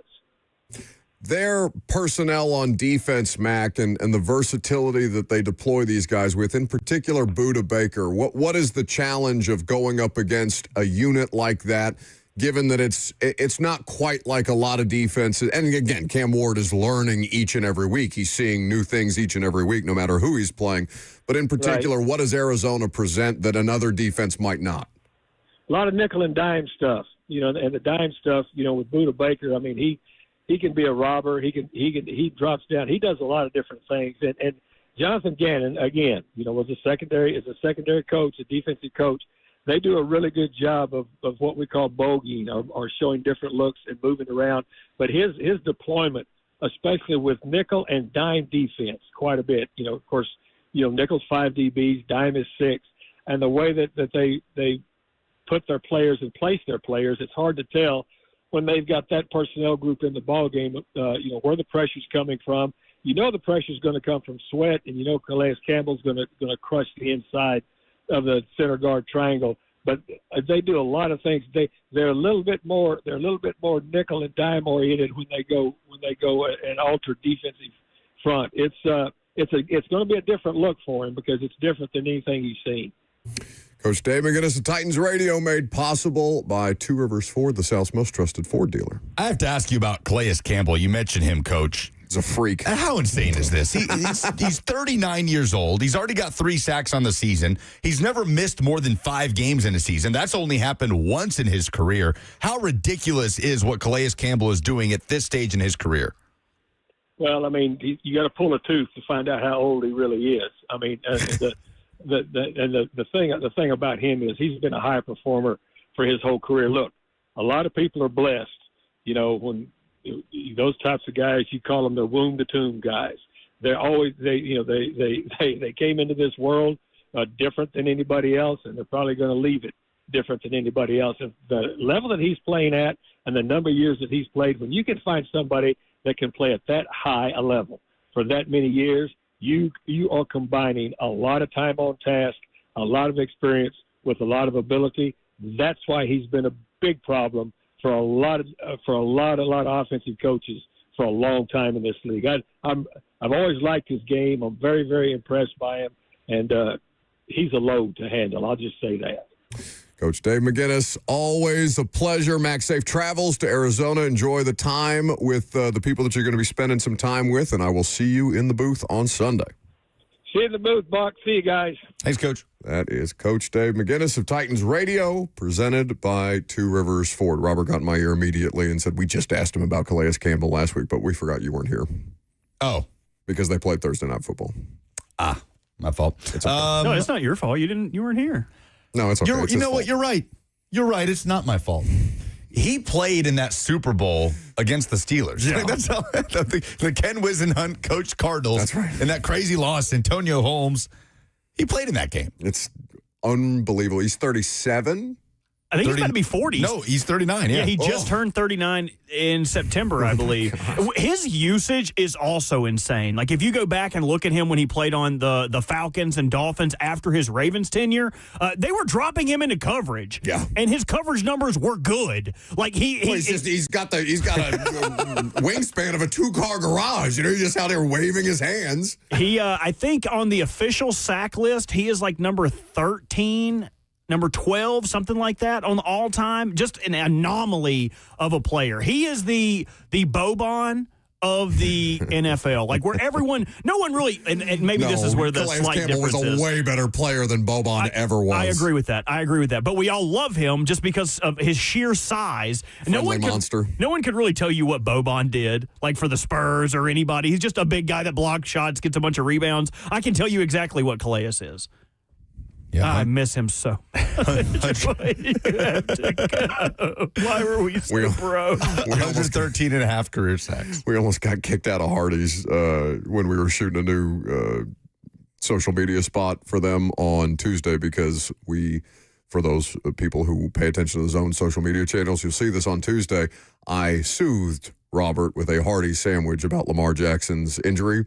And Robert's acting chops were tested in the Hardee's when he started sobbing out loud. No way. Slamming his fists on the table. Sounds like it was good acting. It was just, it was me.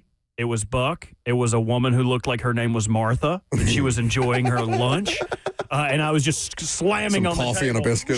She was dining in. That's incredible. It wasn't. It wasn't. I was upset about it. Oh, that's It wasn't amazing. acting. It was real. It was real. Well, that's what makes you a good actor. So let's just play out a hypothetical. We'll have the answer to this probably in an hour, but say Calvin Ridley doesn't play because he hasn't practiced in 2 days. You have 3 wide receivers on the practice squad. Who gets called up if Calvin Ridley can't go? Is it James Prochet? Is it Mason Kinsey? Or does the sect of the fan base that has been screaming and yelling for Xavier Restrepo finally get their wish?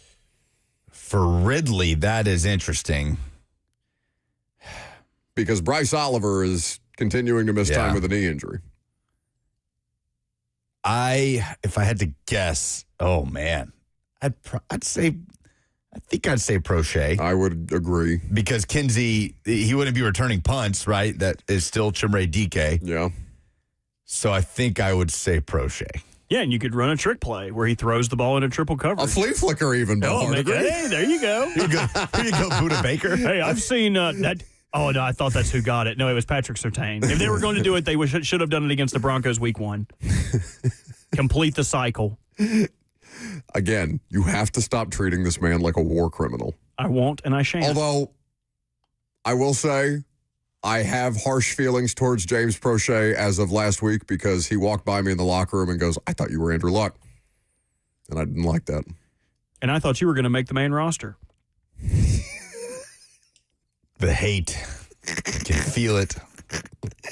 There's like a foot of glass between Robert, Lucas, and me because he's in a separate studio, but I can feel the rage emanating off of him. Also the sadness because of the state of his defensive line, but that's neither here nor there. Just to quickly touch on the injury report, because as we mentioned, Calvin Ridley is listed with both a knee and an elbow issue and has not practiced for 2 straight days. I mean, if they find a way to trade Calvin Ridley, now he was injured in the Texans game. And what Brian Callahan told us was that he didn't get into specifics, but that the injury happened during the game. I could see Ridley on the sidelines from the press box, like trying to warm himself up at various points. His deployment was weird in that game, and the injury seems to be why. So I don't necessarily know that they're just shutting him down like Jarvis Brownlee style with an attempt to move him. There's been no reporting about them shopping Calvin Ridley, though that would be interesting. Again, the question of who plays wide receiver for this team, if Calvin Ridley is not on the roster, becomes problematic for Cam Ward's sake, but it's not like Calvin Ridley has been an overwhelming help. The injury report right now, guys who did not practice yesterday: Mike Brown, Blake Hance, again, J.C. Latham, Bryce Oliver dealing with a knee injury still, Calvin Ridley, and those are the did not practice ones. Tajay Spears, who is still in his 21-day, well, I guess we're on day 19. His return to play, his return off of IR window has been opened. He has been a limited participant. Zeitler and Kevin Winston Jr. also limited. James Lynch, the defensive lineman, limited. They did give Tony Pollard and Jeff Simmons days of rest on Wednesday, but both of them were back in full go yesterday. So things to keep an eye on as far as the injury report and some deployment things at this point. I think we should start doing that. An injury report? No, giving people veteran days off. Oh, I like that. You're the least veteran person here. That's not true. Lucas has worked for Cumulus longer on than this either show, of us. Perhaps, but I think I've been doing radio longer than both of you. Yeah, that's true. Well, you definitely have. Maybe combined. Probably. I'm taking a veteran day off on Monday. Why? The Ravens going to lose again? Quite possibly. I don't know if you've seen the I'm injury so sick report. of you trying to compare our situations. I'm so sick of you. Go pull up the Ravens injury report right now. No, because it's a similar conversation because you know what Ravens fans are talking about right now with Roquan Smith and Kyle Hamilton out? Who's going to wear the bleeping green dot? No. Oh, no. You're in green dot hell. I can't stand it. I don't care if anybody wears that dadgum dot. We'll try to make Bert feel better with Tyler Childers tickets, right? We have Tyler Childers tickets? That is correct. If you can tell us what made you say Friday Fire. I was like, what? Positive story in sports or anything. We need a positive story. We need some feel good. The Titans are bad. Robert's in hell because the Ravens are bad. The Vols are on a bye. We need some feel good. 615-737-1045. Give us your personal, professional, sports-related positivity for Friday Fire. We'll give you some Tyler Childers tickets coming up next.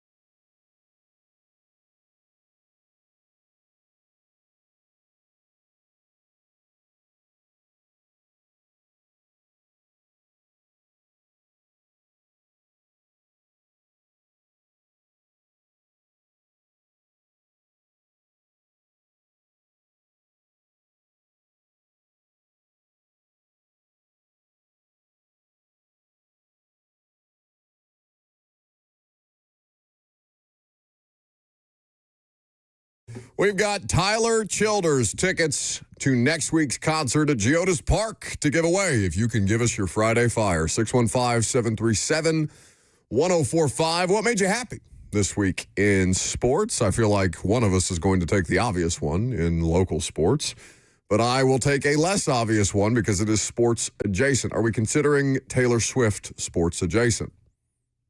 I mean, yeah, by definition. The 12th studio album of Taylor Swift, Life of a Showgirl, came out last night. I listened to every song while making breakfast and on the drive into work. Bangers. What was that? Well, they were talking crap about me for always being in here screaming because they have to prep next to me. And he was like, "Oh, keep screaming. It's great." So I screamed again. Who came in there and complained? Oh, I don't know if they were complaining. They were playfully jabbing, perhaps. Oh, well, tell them to bleep off. Bleep off! I thought he was screaming at your Taylor Swift. I thought he was too. Oh, no. You screamed so loud, we heard it through the soundproof glass. My Friday Fire adjacently would be how much hate she is getting on Twitter for how simple this album is. I don't care if it's simple or not. It's catchy. Simple as in short-sighted or not good lyricism or for instance, you remember in their Instagram post, she said the PE teacher and English teacher are getting married. Someone quote tweeted that and said, "I fear that Travis Kelce was the English teacher in this." She is getting dunked on, and I love it because everything. Why don't you like to? Why is Cheyenne holding you hostage? No. It's not even that. I'm being held hostage. Go to the shadows? What happened? Yeah, I accidentally clicked my mic with my big fat sausage finger. It's not even that. It's just I am inundated with her. Inundated. It is all the time. All you can do is every time you see her, it's like, oh, we love her. I'm just over it. I'm over it. It can't be that good. It can't be. It's not. It's not like the best in the world, but I enjoyed it. It was nice to have on to listen to. Every song on there. I don't really like the emotional sad boy or sad girl, I guess, in this situation songs, but like they're all catchy. They're all they're surface level. They're surface level Taylor Swift pop songs. That's all I really want. Bryce says the album is getting ripped with bad reviews. Bustin' Diamond says that you're lying. It stinks. Keith says he's been listening to it all morning, and it's great. All right, so we have mixed reviews. The reviews are mixed. Ooh, yes. Even mixed reviews for her is... Stop licking the garlic wing off your fingers. Chef's kiss. Great job. So it further proves the point. She can only make good music when her heart's broken. So inevitably, when Travis cheats on her, you guys will get a good album. Stop. Why would you do that? Because you think he's just going to be able to play this character his whole life. Oh, I've always been this way. Has anybody code switched harder than Travis Kelce? It does feel like he's playing a character. I have always been an Abercrombie and Fitch model. What happened to Killatrav? Yeah, I mean, people can grow up. Greg Olson coming from Third Leg Greg. Now he's grown up, so if he can do it, Travis Kelce can do it. I just love to see equal opportunity hate. That's fair. I'm going to take the obvious one. I'm going to take Nashville SC hoisting a trophy on Wednesday. Let's play Hani Mukhtar from his pre-U.S. Open Cup final press conference. He was sitting there with Nashville media wearing a Titans hat, and Steve Lehman of News Channel 5 asked him this question at the end of the presser. I remember when you were first announced here, and you came into our studio, and at the time you were a young guy, barely spoke great English and all that. This has become your home. You're wearing the Titans hat today. How important is this opportunity, not just for you personally, as you've talked about, but to do this for your home, for Nashville, for the state of Tennessee? Yeah, no, for sure. Nashville became my second home. I love Nashville, and there's one piece missing, and that's winning a trophy for the city, for all of us, for our community, and I think that is what we all deserve. I just think it's cool for a guy born in Berlin, raised in Germany, who played in Portugal, in Austria, in Denmark, and landed in Nashville, Tennessee, became an MVP, has already become a club legend, got married on the field at Geodis Park, for goodness sakes, and helped lead Nashville to its first ever trophy on Wednesday. Nashville Soccer Club this week is my Friday Fire. It's a good one. Robert, at your convenience. Have you guys seen Greg Olson and Luke Kuechly coaching this middle school team? No. This is the ultimate version of juicing. It's Is like it here, though? Because Luke Kuechly lives here. I don't know where the hell it's at, but I have a clip that you guys didn't let me finish listening to about them complaining about a penalty in a game that they beat the other team 44-0. Greg Olson just being beside himself that this gets called. Oh, my God. I want to watch Talbot. Hold on a second. Wait till you see the penalty they called on Ryder. You beat the hell out of these kids. They are in middle school, Greg. Give them a break. Also, probably shouldn't be wearing shorts out there with that case. Seventh Floor Crew. Go listen to that song, dude. It holds up incredibly well. You know what he's talking about, right? Oh, yeah. Okay. G-Reg. To the phones. All right. 615-737-1045. What's your Friday Fire? Danny is in Columbia. My Friday Fire, gentlemen, is that I am excited and happy to know that John Robinson's ego is still just so great for that little tweet that he done. It's good to know that he's still just happy and doesn't think that any of this or what the Titans are doing is at least somewhat of his fault. So I'm glad that he is in the apparently a right headspace for him, and I hope he continues to think that he is not at least a little bit of the problem, because that's good for his mentality. So Friday Fire for John Robinson. Thanks, boys. Thank you for the call. Remember to stay on hold for the opportunity to win those tickets. Yes, if you're unfamiliar with the story. Also, skinny John Robinson. Looked like he lost some weight. So good for John. John posted a happy 46th birthday thing for his wife, Jamie, on Instagram, and then took a shot at the Titans in the caption of the Instagram post, saying, I guess it's still my fault that #WeAss. If you know, you know. Not very self-aware in that moment, but still funny. It's still funny. Corey is in Smyrna. Hey, how we doing? We're great.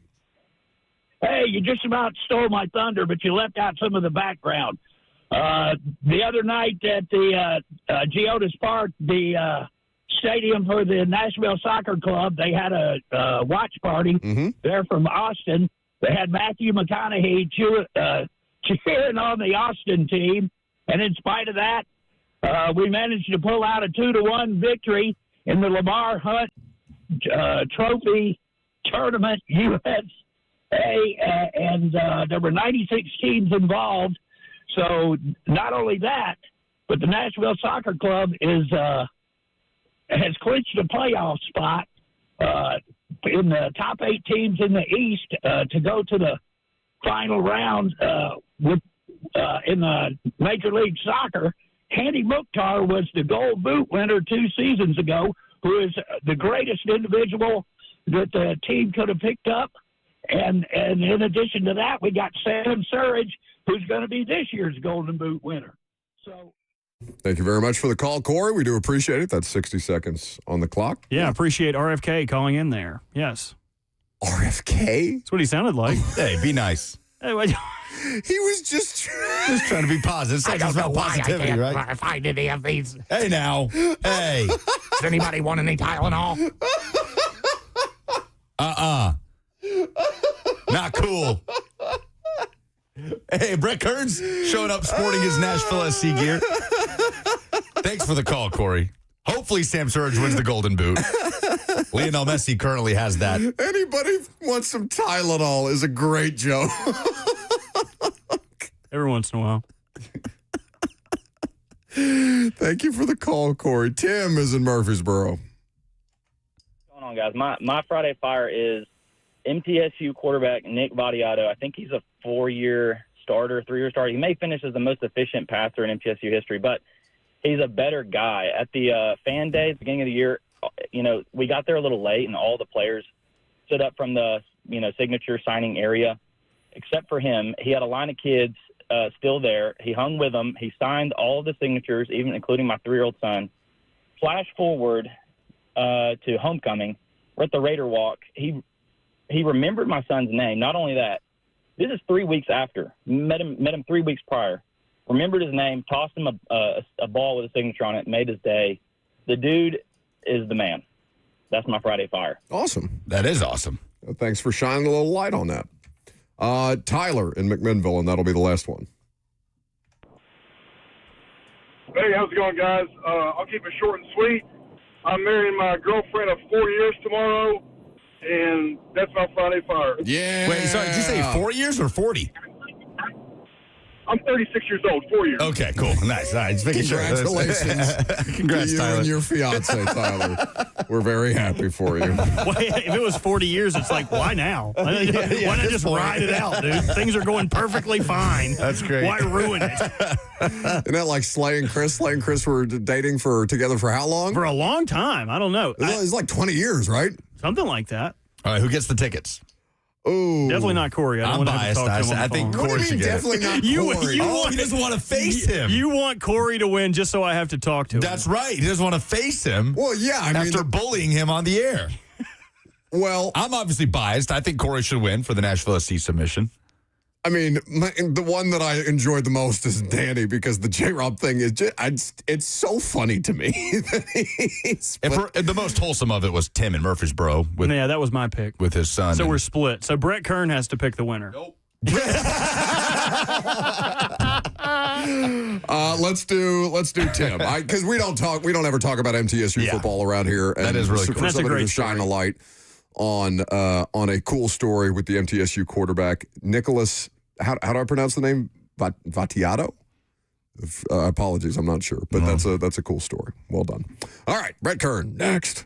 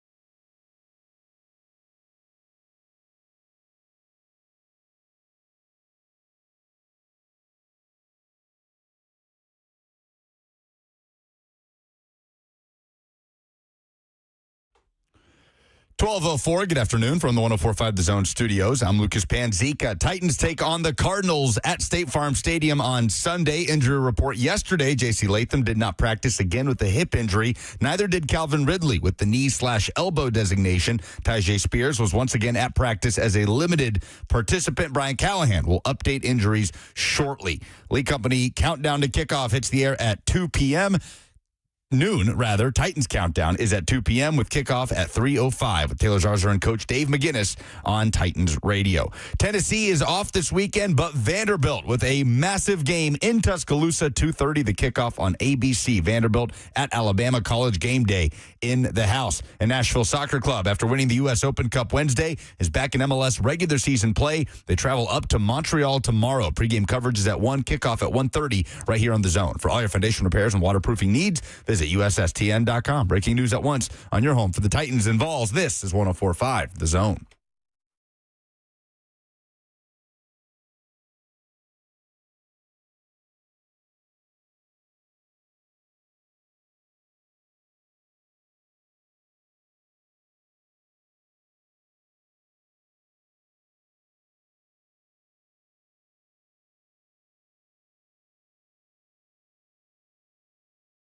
Sanity prevails because Brett Kern is here to try and, make this broadcast feel more like a grown-up radio show. At a certain point, we need a little maturity. Always good to see you, my friend, in your Nashville SC gold. Yes, sir. How we feeling? Feeling good. That was a game Wednesday night. A lot of cards. Sam Surridge. 2 penalty kicks. Yep. How about Brian Schwacke, number 2 goalkeeper, stepping up with the big PK save? Love it. He's like Danny Smith chewing that gum back there. So Nashville SC gets a win. A winner is desperately something that Nashville needs. You got Vanderbilt with big stakes against Alabama this weekend. We'll do picks with Brett Kern first, and then we'll talk more football with him afterwards because Lucas has to leave us for a prep call with BJ Callahan because Nashville SC takes on whom this weekend? Montreal tomorrow. 2 games left in the regular season. Their eyes will be on another trophy with the MLS Cup. And so they go north of the border against a Montreal team that has been dreadful this season. Yeah. Quick turnaround. Yeah. Yeah, that's tough, especially for the. I mean, I'm sure it's emotional to have the highs, but like soccer players have to be used to this to some extent because there's all these in-season tournaments, all these various tournaments that go on. Still could be better scheduling, I think, just in general from MLS. But what can you do? I mean, you got to think, too, like, look at Miami. They competed in the FIFA Club World Cup and how many extra games they've had and the Leagues Cup. For a bunch of 40-year-olds. Yeah. So they are logging a lot of miles on those legs, and you just wonder at what point it's so tight in the East, too. Obviously it's going to come. That last game of the year at Geodis against Miami, that could be potentially for the 4 seed, home field. We'll see. Can't wait.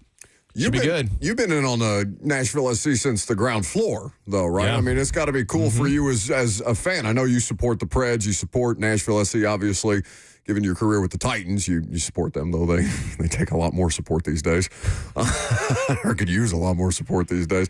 That's from your perspective as a professional athlete. Now you get to be a fan, and your kids get to grow up as fans. And I know that you guys really enjoy getting out to Geodis as well. It's got to be cool for you to see them accomplish something, even if it's not their ultimate goal. Yeah, I mean, a trophy's a trophy. They were close a couple years ago, against Miami with the insane 11 penalty kicks coming down to the goalkeepers, which is absolutely nuts. But, I mean, it's always fun to root for your teams that are here locally, right? Predators, in 2017, the Stanley Cup, and obviously with Nashville SC, going into the playoffs. And, the Titans, I played here for 13 years. Like, when they lose, like, and especially how things have been going, like it like pains me. Like I still feel like, my second home is over there, right? I've spent so many times there. I've still a lot of friends that are over there, like really good people. Sure. And so when they're losing, like it pains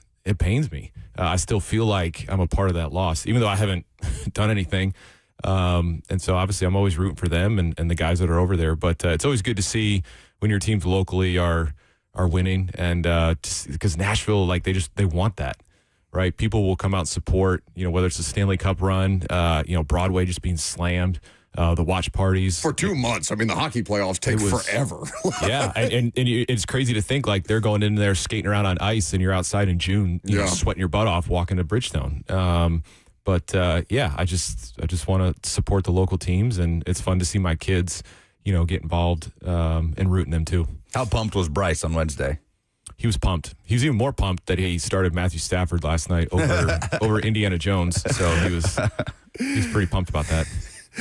You know what pains me? The smell of onions in this What pains studio. me is that hallway that smells like salt and vinegar Brother, chips. you couldn't wait 20 minutes to eat your tacos? What are you making faces about? Robert's probably burning some salt and vinegar scented candle. He's burning a hole through the glass trying to get a look at these tacos. The only thing burning was my eyes when I finally let that cheese turd loose this morning. Oh. Now those tacos Do you know are anybody all that mine. sleep eats? What? Have you ever heard of such a thing? Robert, explain your affliction to Brett Kern. Okay, when I go to sleep, I wake up and I sleepwalk, but my sleepwalking takes me to the kitchen, and in my sleep, I will eat what a have whole you? raw sweet potato. Once I've ate a whole raw sweet potato, I've eaten a box of Cheez-Its. I have the picture to prove it. It looks like it was gnawed on by a beaver or something. Like an animal. It literally looks like a tree trunk that a beaver got a hold of. But last night in my stage 1 sleep. I need to go to a therapist really badly. Last night I got into a brick of Parmesan Reggiano and ate it down to the size of a cue ball. And this morning my tummy has been hurting. And Lucas is alleging that it is not. It's not the Parmesan. It is 100% the Parmesan. It's not. It's good for you. It's We don't have protein. Dairy is, I read something where 80% of Americans have some type of dairy intolerance. So Really? yeah, Yeah, but it's like basically a protein bar. It's good for you. it's been aged. Exactly. It's been aged on the counter today. It's good for the gut. Yeah, well, I don't know if Robert's dietary habits are something that we need to dwell on because we have picks. Let's pick some games. We're going 4-4 this week. 4 at the college level, 4 in the NFL. And let's begin with potentially the trickiest one of the weekend as Florida plays host to Texas. Both teams coming off the bye week. Both have had relatively disappointing starts to the season, one much more so than the other. Obviously in Florida with a 1-3 start. Texas now 5.5-point favorites on the road.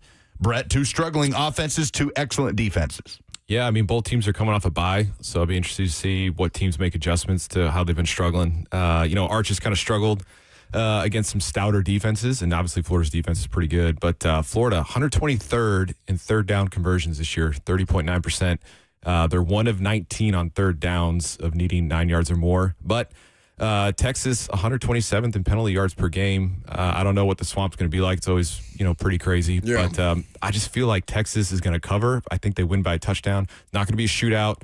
Maybe one of those like 17-10 kind of games. But I think Texas is going to win by a touchdown. What version of DJ Lagway do we get? It's only been a bad one. We haven't seen a good one this year. Well, that's the thing. Like, coming off the bye, to your point, like Billy Napier has to be able to help support his young quarterback in some way, shape, or form here, and he's just been an abject disaster. I know Arch hasn't been clean either, and the discussion around, is he hurt? Is he dealing with injury? Sarkisian is denying it at every turn and all these different things. But that defense is just so damn good that I have to imagine if they even get slightly below average play out of Lagway, that they can give Texas a game. Like, this is going to be nasty. It's going to be an ugly game. I would take Florida to cover just because I can't imagine that DJ Lagway is going to continue to be this bad. Think like a field goal. Yeah. Like I think Texas still wins. Like, if it was my money, I would take Texas money line, but I don't know, man. It's been so awful for Florida. I feel like there has to be at least some progression to the mean here. I'm with you, Brett. I think Texas wins, but just barely covers. Yeah, like a touch. Yeah. Mm-hmm. To the ACC, where Miami goes to Florida State. Now, this game would have a lot more buzz around it if FSU hadn't fallen in upset fashion at UVA in a wild overtime game last Friday. Still good buzz, though. Still especially good buzz. for where Florida State's been the last calendar year. Yeah, and a good test for Miami, who have looked like a national title contender throughout the course of the season so far. Carson Beck, that Miami defense, might be the most improved unit if you're just talking about sides of the ball in the country from last year to this year. Miami, now a 4.5-point favorite. It moved from 3.5, which was the case yesterday. 4.5-point favorite at Florida State. This game is in Tallahassee with the Noles looking for a bounce back. Yeah, like you were saying, Miami's, top 10 in the country in rushing defense. 1 of 5 running attempts against Miami up for 0 or negative yards, which is pretty crazy. But Florida State, one of the tops in the country at 6.7 per carry, but, they haven't faced a defense like this in Miami. A fun little fact, when Castellanos passes over 240 yards, he's 1 in 5. What? "Quote unquote," citing risky decision making, whatever that means. Interesting. Miami's really physical. FSU lost the physicality battle against Virginia. How will they rebound against that loss to Virginia at Virginia? But I think whether it's 3.5, 4.5, I still think Miami covers. So Miami hasn't been great against the spread just historically, at least in games under Cristobal. They are 7-9 against the spread on the road under Cristobal since 2022. Over has hit in 10 of those 16 games. This is courtesy of ESPN. Carson Beck is 10-4 though against the spread. So with improved quarterback play, a better defense, can that even out? I think that the number is fair for Miami to be favored on the road that way. I would take Miami to cover. I think Miami's for real. I think Miami wins and covers. They're one of the best 12 teams in the country. I won't pick Florida State just because they still have messed up field goal posts. They do. They got the old school field goal Can't post. do it. Mississippi State. On principle, he said. On principle. After that heartbreaking loss against Tennessee at home, heads to Texas A&M, who has been dominant on defense this season. Marcel Reed has been really fun to watch. A&M trying to prove that they are indeed among the elite in the SEC. A&M 14.5-point favorites at home against State. A lot. Yeah. Yeah, I mean, State has had 10 or more penalties in 3 of their 5 games. And, when you're going to Kyle Field and you're racking up penalty yards, you can't be playing behind the sticks. I think Tennessee, they were able to move the ball pretty easily against State. I think Reed will be able to do the same thing. And obviously those 2 turnovers against Tennessee, pretty costly. So I think Mississippi State is going to have to, for them to beat Texas A&M, which I don't think is going to happen, they have to play a near perfect game. Like I said, which is hard to do in Kyle Field, where Texas A&M is and how they're playing. But I do think State can cover. I think it's a 14-point game. I just think that half point was a lot for me. So I think, A&M wins, but they win by 14. Agreed. 14.5 tipped it for me. I think Mississippi State can keep it within 2 touchdowns. Yeah, they can score. I agree with you guys. A&M wins, State covers. All right, the game of the weekend in college football. College game day in the house. By the way, Theo Vaughn, the guest picker for Vanderbilt, Alabama. He has been Randy a Vanderbilt fan. He's been an ally of Vanderbilt. Well, it's because he wants a date with the mom. Sure, but before we pick the game, Theo Vaughn, this game's in Tuscaloosa. Like 100% of the time, the guest picker on game day is a celebrity of the home team that picks the home team. Could this be the first in the history of game day? I mean, if USA would have won the Ryder Cup, it's Justin Thomas. Yeah, you're absolutely right about that. He's done that before. They didn't. So it's not him. And they already have Saban up there. Like, that's true. You know, who does Theo Vaughn pick? I mean, I could see him doing a thing where, like, well, Diego didn't get me the date with his mom, so I'm going Bama or something. But I don't know. Just an interesting caveat to this game. Not really, though. It has nothing to do with the game. Alabama, 10.5-point favorites at home against Vanderbilt. Yeah, I think if Vandy can win this game, personally, I think Diego should be top 3 Heisman candidate. Immediately. Just with how he's played. 1,200 yards. Yeah. Over 1,200 yards passing, 13 TDs, 3 interceptions, 75% completion rate. Rushing the ball well. But can Vandy repeat the performance of last year? They were 12 of 18 on third downs, so they were able to move the chains. And then they had possession of the ball for 42 minutes, which is insane. Bama, they struggled to stop Georgia in the run last week, giving up 227 yards, 6.9 per carry, and Vandy's second in the SEC. Averaging 223 yards per game. So, Bama has gotten better since week 1, that loss to FSU. Ty Simpson, the Martin, Tennessee, Westview High School native. He's averaging close to 300 yards passing per game right now. So I think that 10.5 is a lot.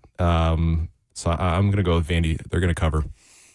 Bama to cover. I think Ty Simpson, the fact that he's not turning the ball over, Brett, he's just playing such clean football right now. He's got over 1,100 passing yards, 11 touchdowns, no picks. He's only been sacked 4 times so far this season. Vanderbilt's defense, I think, is tough, and Clark Lee has them up to a certain level, but there's just such a talent disparity between those two teams. I think that Vanderbilt will be in a situation where they press. I think that's going to be an incredibly hostile environment. I don't think Bryant-Denny Stadium has really been that in quite some time because they're so accustomed to winning.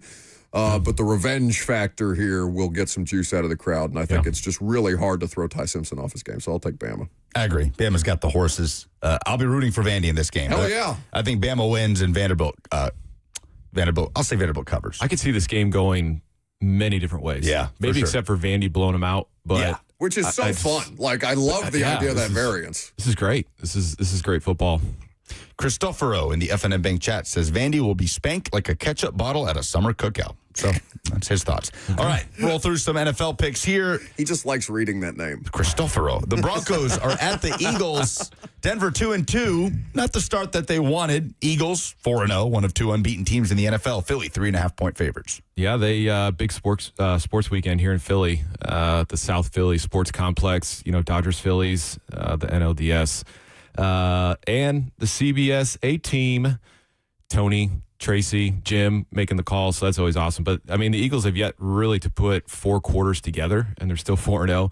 But, the Eagles are very efficient, short yardage situations. They keep drives alive, which has helped them tremendously to get this 4-0 start. And also they ranked third in defensive red zone efficiency. So I think with that, could potentially hold. I don't think Bo Nix is playing great, but I think that can hold Denver to a lot of field goals. And I like the Eagles to cover. They can't run the ball. Their offensive line is really struggling. Saquon is getting contacted behind the line of scrimmage way, way more often this year. And it's Jalen's the one that's making it happen. Sure, and the fact that they have the ability to do that, like Philadelphia is winning in spite of these things. The fact that they haven't really looked their best and are still one of the 2 undefeateds that are left, I would agree with you that Philadelphia covers. I just think they have so many more ways to beat you than Denver does right now. Yep. All right, next one up. Bucks at Seahawks. Seattle, 3.5-point favorites. Wait, you left the Titans game off this? Is it one of the 4 most interesting games on the slate? Well, God, no, but... Okay. Bucks at Seahawks. Seattle, 3.5-point favorites. We're not even picking a Titans game. The injury report is pretty long for Tampa. Bucky Irving, I think, is out. Mike Evans is out. Wirfs is back, but they still have a depleted O-line. Seattle's actually 2-6 at home under McDaniel. In their last 8 games, which is pretty crazy because that's usually a really hard place to play. But Seattle's struggling in the run game. They're only averaging 3.6, and Tampa's D is second best in the league, only allowing 3.3. So is this a Baker versus Donald type game? But I think the Bucks cover. I don't think the Bucks cover. I think that the Bucks injuries are finally going to catch up with them because they have been in the same way that we talk about a MASH unit for San Francisco. And listen, San Francisco overcame in a close game last night a lot of the different pieces and parts that they're missing. But you talk about Baker dealing with injuries right now. Their offensive line has been in shambles. Their running game has taken a hit. Mike Evans didn't practice for 2 straight days, dealing with a hamstring injury. At some point, that's got to catch up to them. Yeah. So I would take Seattle. I would take Seattle on the points there. AFC East, Patriots at Bills. Mm-hmm. Sunday Night Football, Buffalo now 8.5-point favorites. Oh, what up? Oh, okay. You gave it to us at 7. It was 7.5 yesterday. Yeah, Drake May, low-key kind of putting together a pretty good season to the start. Completing 74% of his passes, 247 a game, 7 TDs, 2 picks, 6th in passing yards, and he's 5th in quarterback rating at 109.4. Bills have won 13 in a row at Highmark, which is pretty good. But I wrote down this is a Vrabel game, and I think we all know what that means. So I like the Patriots to cover. Patriots to cover for sure. I get accused of Vrabel homerism all the time around here, but like Brett, I've covered too many games where you guys. It's a Vrabel game. I don't know what else to say other than it's a thing. That's what it's a thing. He gets the most out of a roster where you don't think that they should have any business playing in games like this. And listen, Buffalo is having great success running the football right now. It's taken a ton of pressure off Josh Allen. Yeah. James Cook has been really, really good. They are not – their defense is suspect right now, but that's something that you trust Sean McDermott to figure out. I hate to just buy into the Vrabel game lore, but I literally covered 6 years of it, especially at Buffalo. Mike has game planned for Josh Allen plenty of times. I think this is a game where they probably don't win, but they can cover. They should have beat Aaron Rodgers, and they had 5 turnovers and still kept it close. And in red zone turnovers too. Yeah. Yeah. Which I'm sure he was thrilled about. Yeah, I'm sure Monday team meeting was excellent. Will you be shaving a mustache? If they honor win, this for game. sure. Okay. For sure. Bills So you're cover. going to hate me Patriots week. Bills cover. Chiefs -3.5 in Jacksonville, Monday Night Football. Yeah, I mean, you give Mahomes one of his weapons back, and they pick apart a depleted Ravens defense. You don't have to apologize to him. No, it is what it is. He's an adult. It's even more depleted. Look at him protesting. He took his headphones off. He's leaving the out. studio. Don't forget your tacos. I just want to smoke a He's cigarette. coming in to get the tacos. But, Worthy had 5 catches on 8 targets, 83 yards, and he threw in a rush there for 35 yards. Chiefs are giving up 127 yards rushing a game, but their defense is top 10 in a lot of categories, 19 points per game. But the Jags are 4th in rushing, 144 per, and ETN is 3rd in the NFL, 394 yards. 6.1 per carry. Jags, 1st in the league in turnover margin. Yes. +9. Their defense has forced 13 turnovers. Both coming off huge wins. Obviously, that Jags win at San Francisco looks a lot better. But yeah, Duval locked down the bank. I think the Jags cover. Jags to cover. I think that they have a chance to really. I think they could win this game, honestly, which would be crazy if Liam Cohen gets them off to a 4-1 start at this point. To what Brett said, the defense has been the biggest surprise there, and they're still waiting for Trevor Lawrence to look like the pedigree of the number 1 overall pick, the former number 1 overall pick, but they're winning in spite of that. They're fine. To Liam Cohen's credit, he has them playing above their heads, and that is something that must be nice. That's it. That's all we got. All right, go get your prep call in. See ya. All right. Me and Brett are going to talk about the Titans and the opportunity. We're going to also get into something John Fossil said, the Titans special teams coordinator. Coming up next, I'm Buck Rising. It's 104.5 The Zone.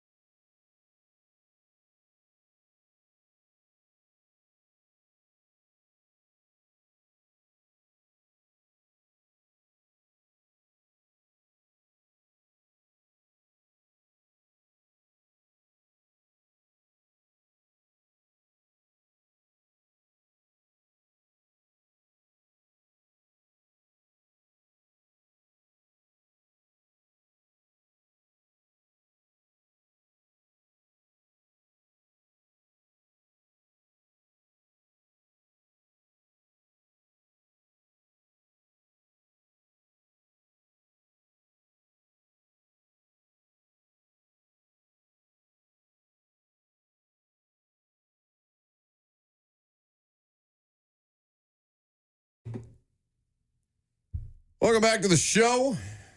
Fueled by Hattie B's Hot Chicken, the best hot chicken in the world. So I suppose we should talk, since the Titans are so bad, we're not even picking the Titans game today, Brett Kern. We punted on that one. Look at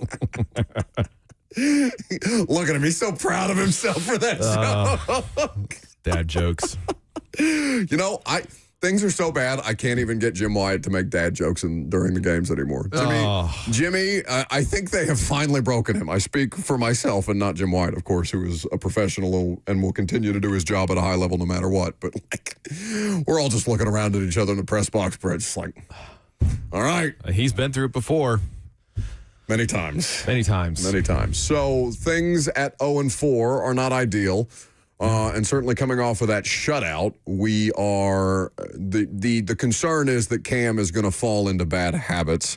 When you see young players, whether it be on special teams or you're watching from the sideline, you see offense, defense, what have you, and you guys are in a disadvantageous situation. When you see young players that are starting to press beyond just like doing their job and trying to keep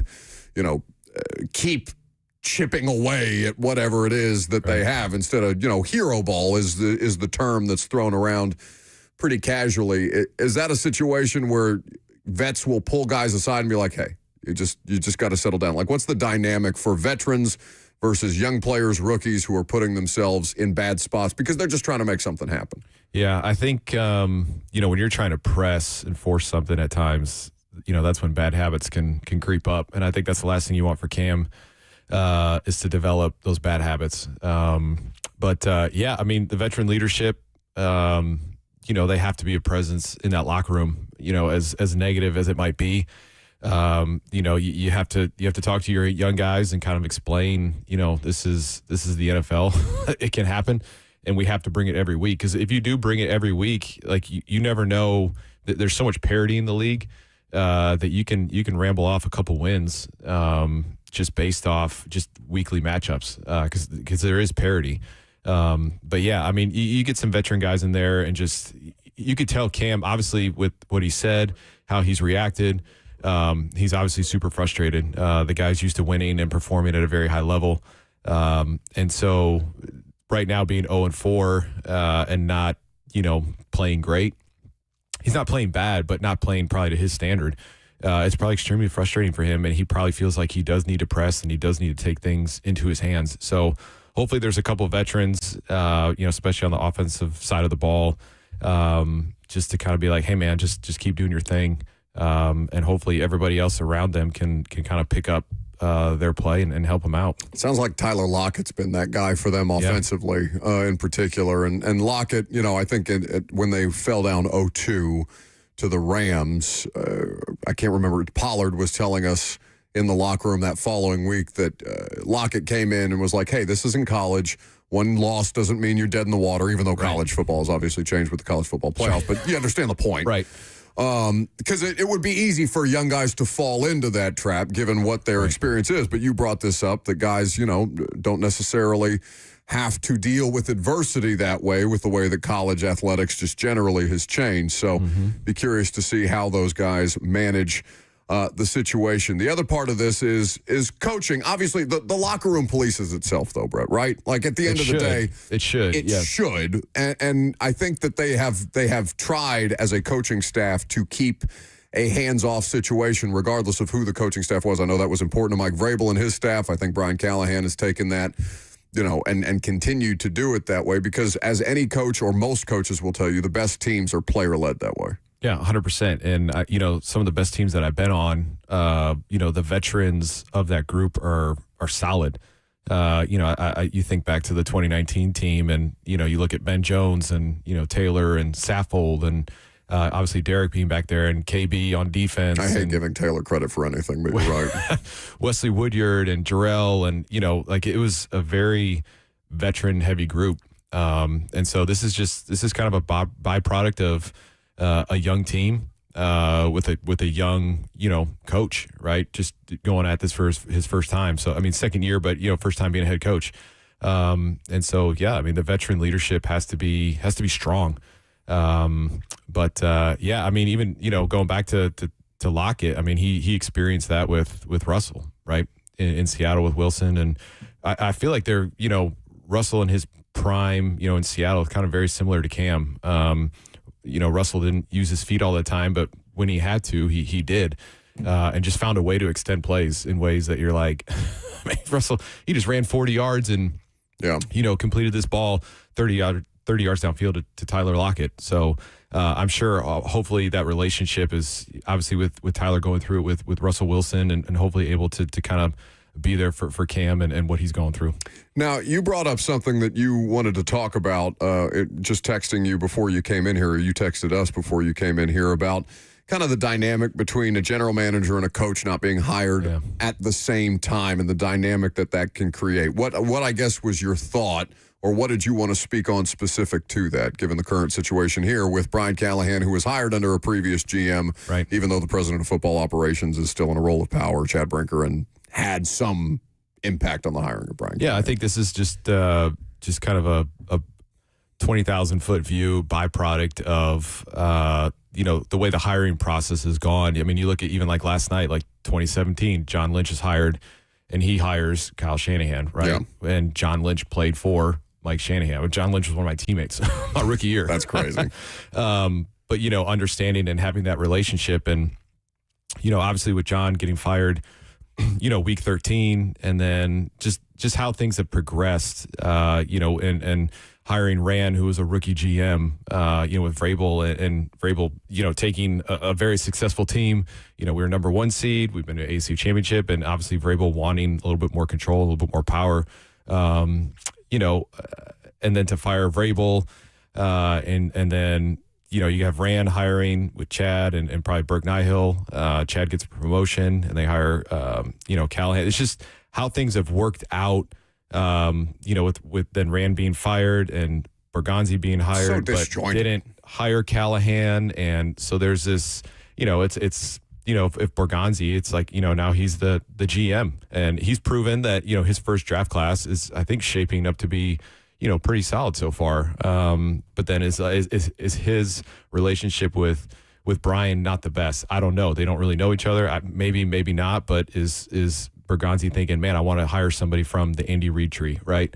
And so it's just the usually, you obviously know, like, you hire, the GM who then hires the coach, and it's just been flipped. And so it's you want to work with people. If you're going to start your own podcast, right, you want to hire somebody that you know and you trust. I don't know. I've had the experience that I've had with the people that I work with makes me want to leave people. But you want to hire Maybe people. I could use a change of pace, huh? Turn my microphone off. Just eat your tacos. I'm glad they got him out of here. Just reeks of onion. But yeah, I mean, you want to hire somebody that you know, that you trust, that you can work well with. And so I think it's just been the timing of everything, and who's hiring who, and the connections, and obviously with Rand being hired and a GM as a rookie GM, and Vrabel having more, I don't want to say experience, but earning. Probably the opportunity to have more say in the roster and all that kind of stuff, and just the tension that creates, and all of a sudden you put Rand in a bad spot when Mike is like, maybe make him an assistant GM because I want Cowden. Right, and obviously you had the opportunity to maybe hire Cowden, who was in house, which will probably happen up in New England here eventually. Elliot Wolf feels like, but and so this is just kind of the byproduct of that, and just hopefully. If Brian stays, and obviously Bergonzi's obviously the GM, and Chad above him, that things can just kind of settle in, and you get another draft class in, and just kind of see how that looks. Yeah, I mean, but that's always been kind of a thing here, at least under Amy, where she hired Malarkey, or she gave Malarkey the full-time job before she hired Robinson. Yeah, and that was all. That's when it really started. But you felt like it kind of got. Vrabel was fortunate enough to inherit a roster that was coming off a playoff. You guys were good. We were good. And so that obviously does not happen very often. Yeah. And so obviously to hire John when they did with Malarkey, you could already tell there was, I remember going into the first round of the playoffs, and it was like, well, Coach Malarkey might be getting fired. I'm like, wait a second. We're going to the playoffs, and then we win the playoff game, and there's still talks of him getting fired, which was pretty crazy. But, obviously John wanted, who he wanted. And you could see that the relationship that they had the familiarity with each other, the New England connections, all that kind of stuff. You obviously saw what that byproduct was. And you even look at San Francisco last night, right? Ayuk's on the PUP, Kittle's on IR, Bosa's on IR, Jennings is not active, Purcell's not active, right? And you go out there. Starting quarterback's not playing. Starting quarterback that you paid $260-some million for, and now you go out with Mac Jones and, Bourne, and it's like, and they go and they beat a Rams team that, they shot themselves in the foot with, missed field goal or blocked field goal again, which is crazy. And the 4th and 1 call, which. Hey, look, I mean, he owned up to it. No, to his credit, Sean McVay. I knew exactly when it was 4th and 1, when I think it was Kyron Williams fell short on that 3rd down catch. I'm like, they're going for it. Why? Yeah, you don't want to tie. No. It's 1 yard. Not in the division. He feels very confident that the team should go out and get that first down, which they didn't. And, I think if that game were to happen Sunday, if that were to fall that way, I think you do the exact same thing all over again. All right. I guess I'm going to go to Arizona. Hey, enjoy it. I'm looking forward to Phoenix it. is awesome. That's a really fun. Granted, the stadium's out in Timbuktu, but it's a really cool stadium, big stadium. It's a really cool environment. It's one of 3 that I haven't done, so at least I'm going to fun places, and I'm checking stadiums off my stadium bucket list at this point. I've only got 2 left after this. What do you got? What do you got left? San Fran and the new Vegas stadium. Okay. So both are really cool. Yeah, it'll be awesome. Always cool to have you in, buddy. I appreciate your time. Yeah, safe travels, and see you Monday. That's Brett Kern. We'll keep track of his picks. He will visit with us Monday, as will Ben Jones. Last call for phone calls. If you got him, we have a special guest on the hotline, Robert? I believe so. Oh, find out who next.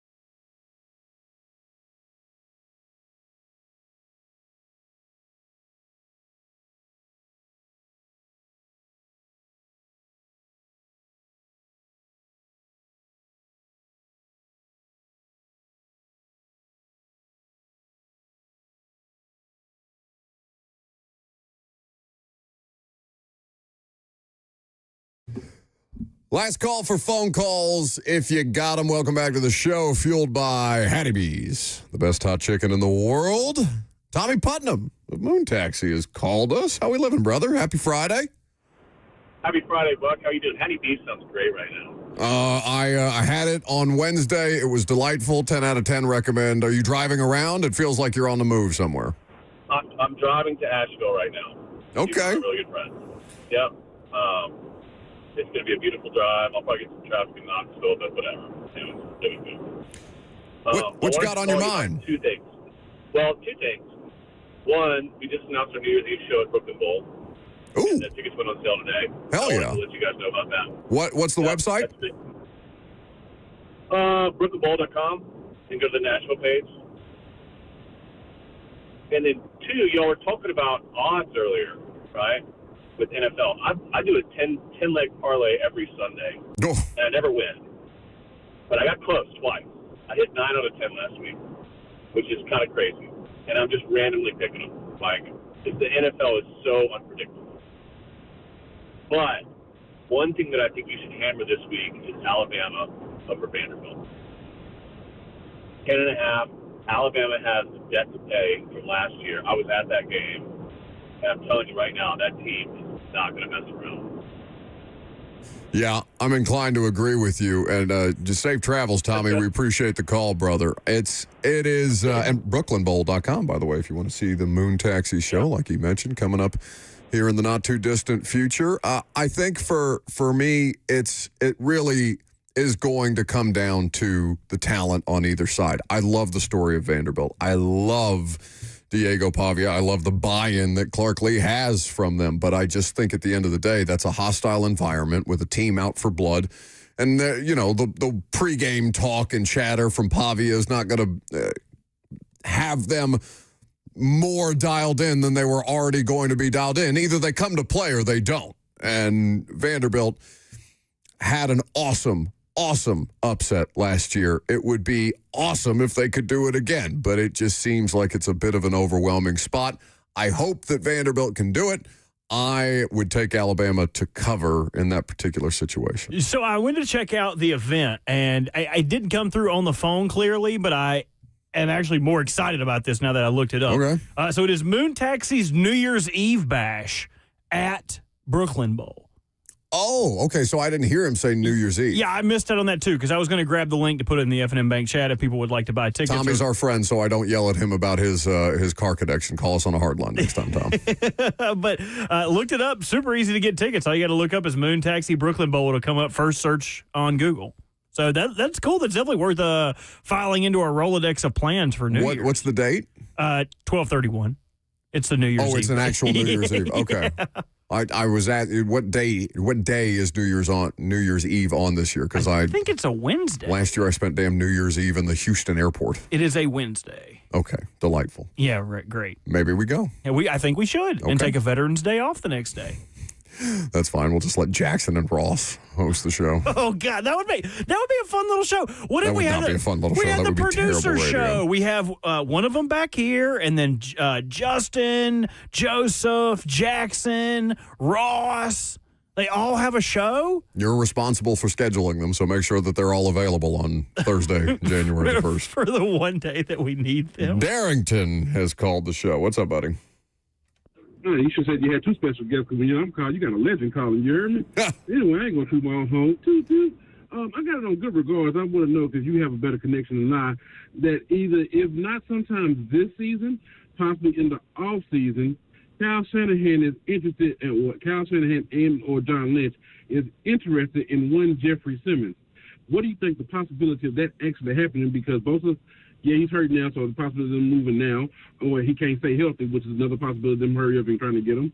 And this is the thing. Mac Jones is getting paid $7 million for 2 years, and here we are stuck where we at.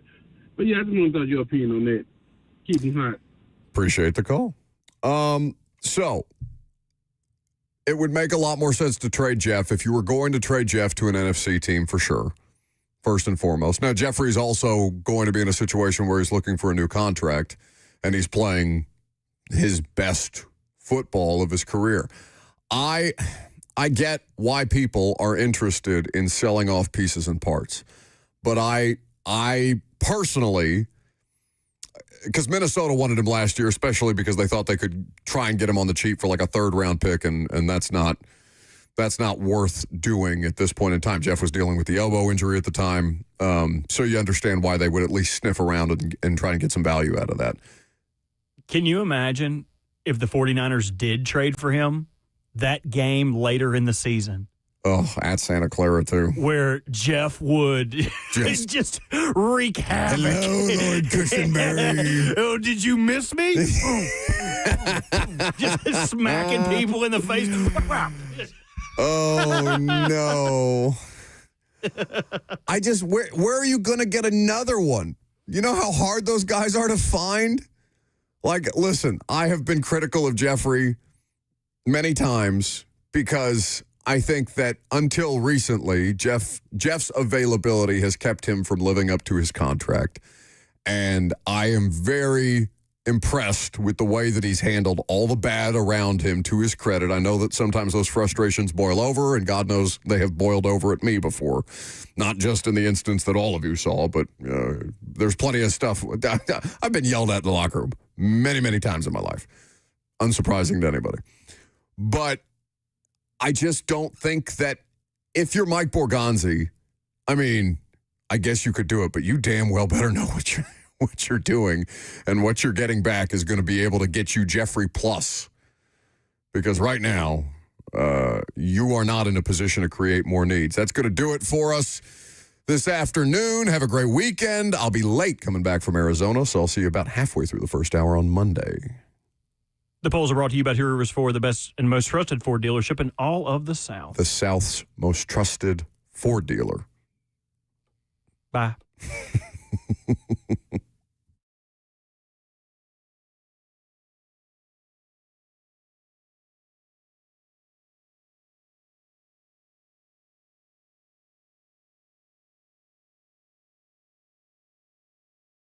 I love living in Middle Tennessee. We've got great restaurants, entertainment, sports, and one of the nation's top Ford dealers right here in our backyard.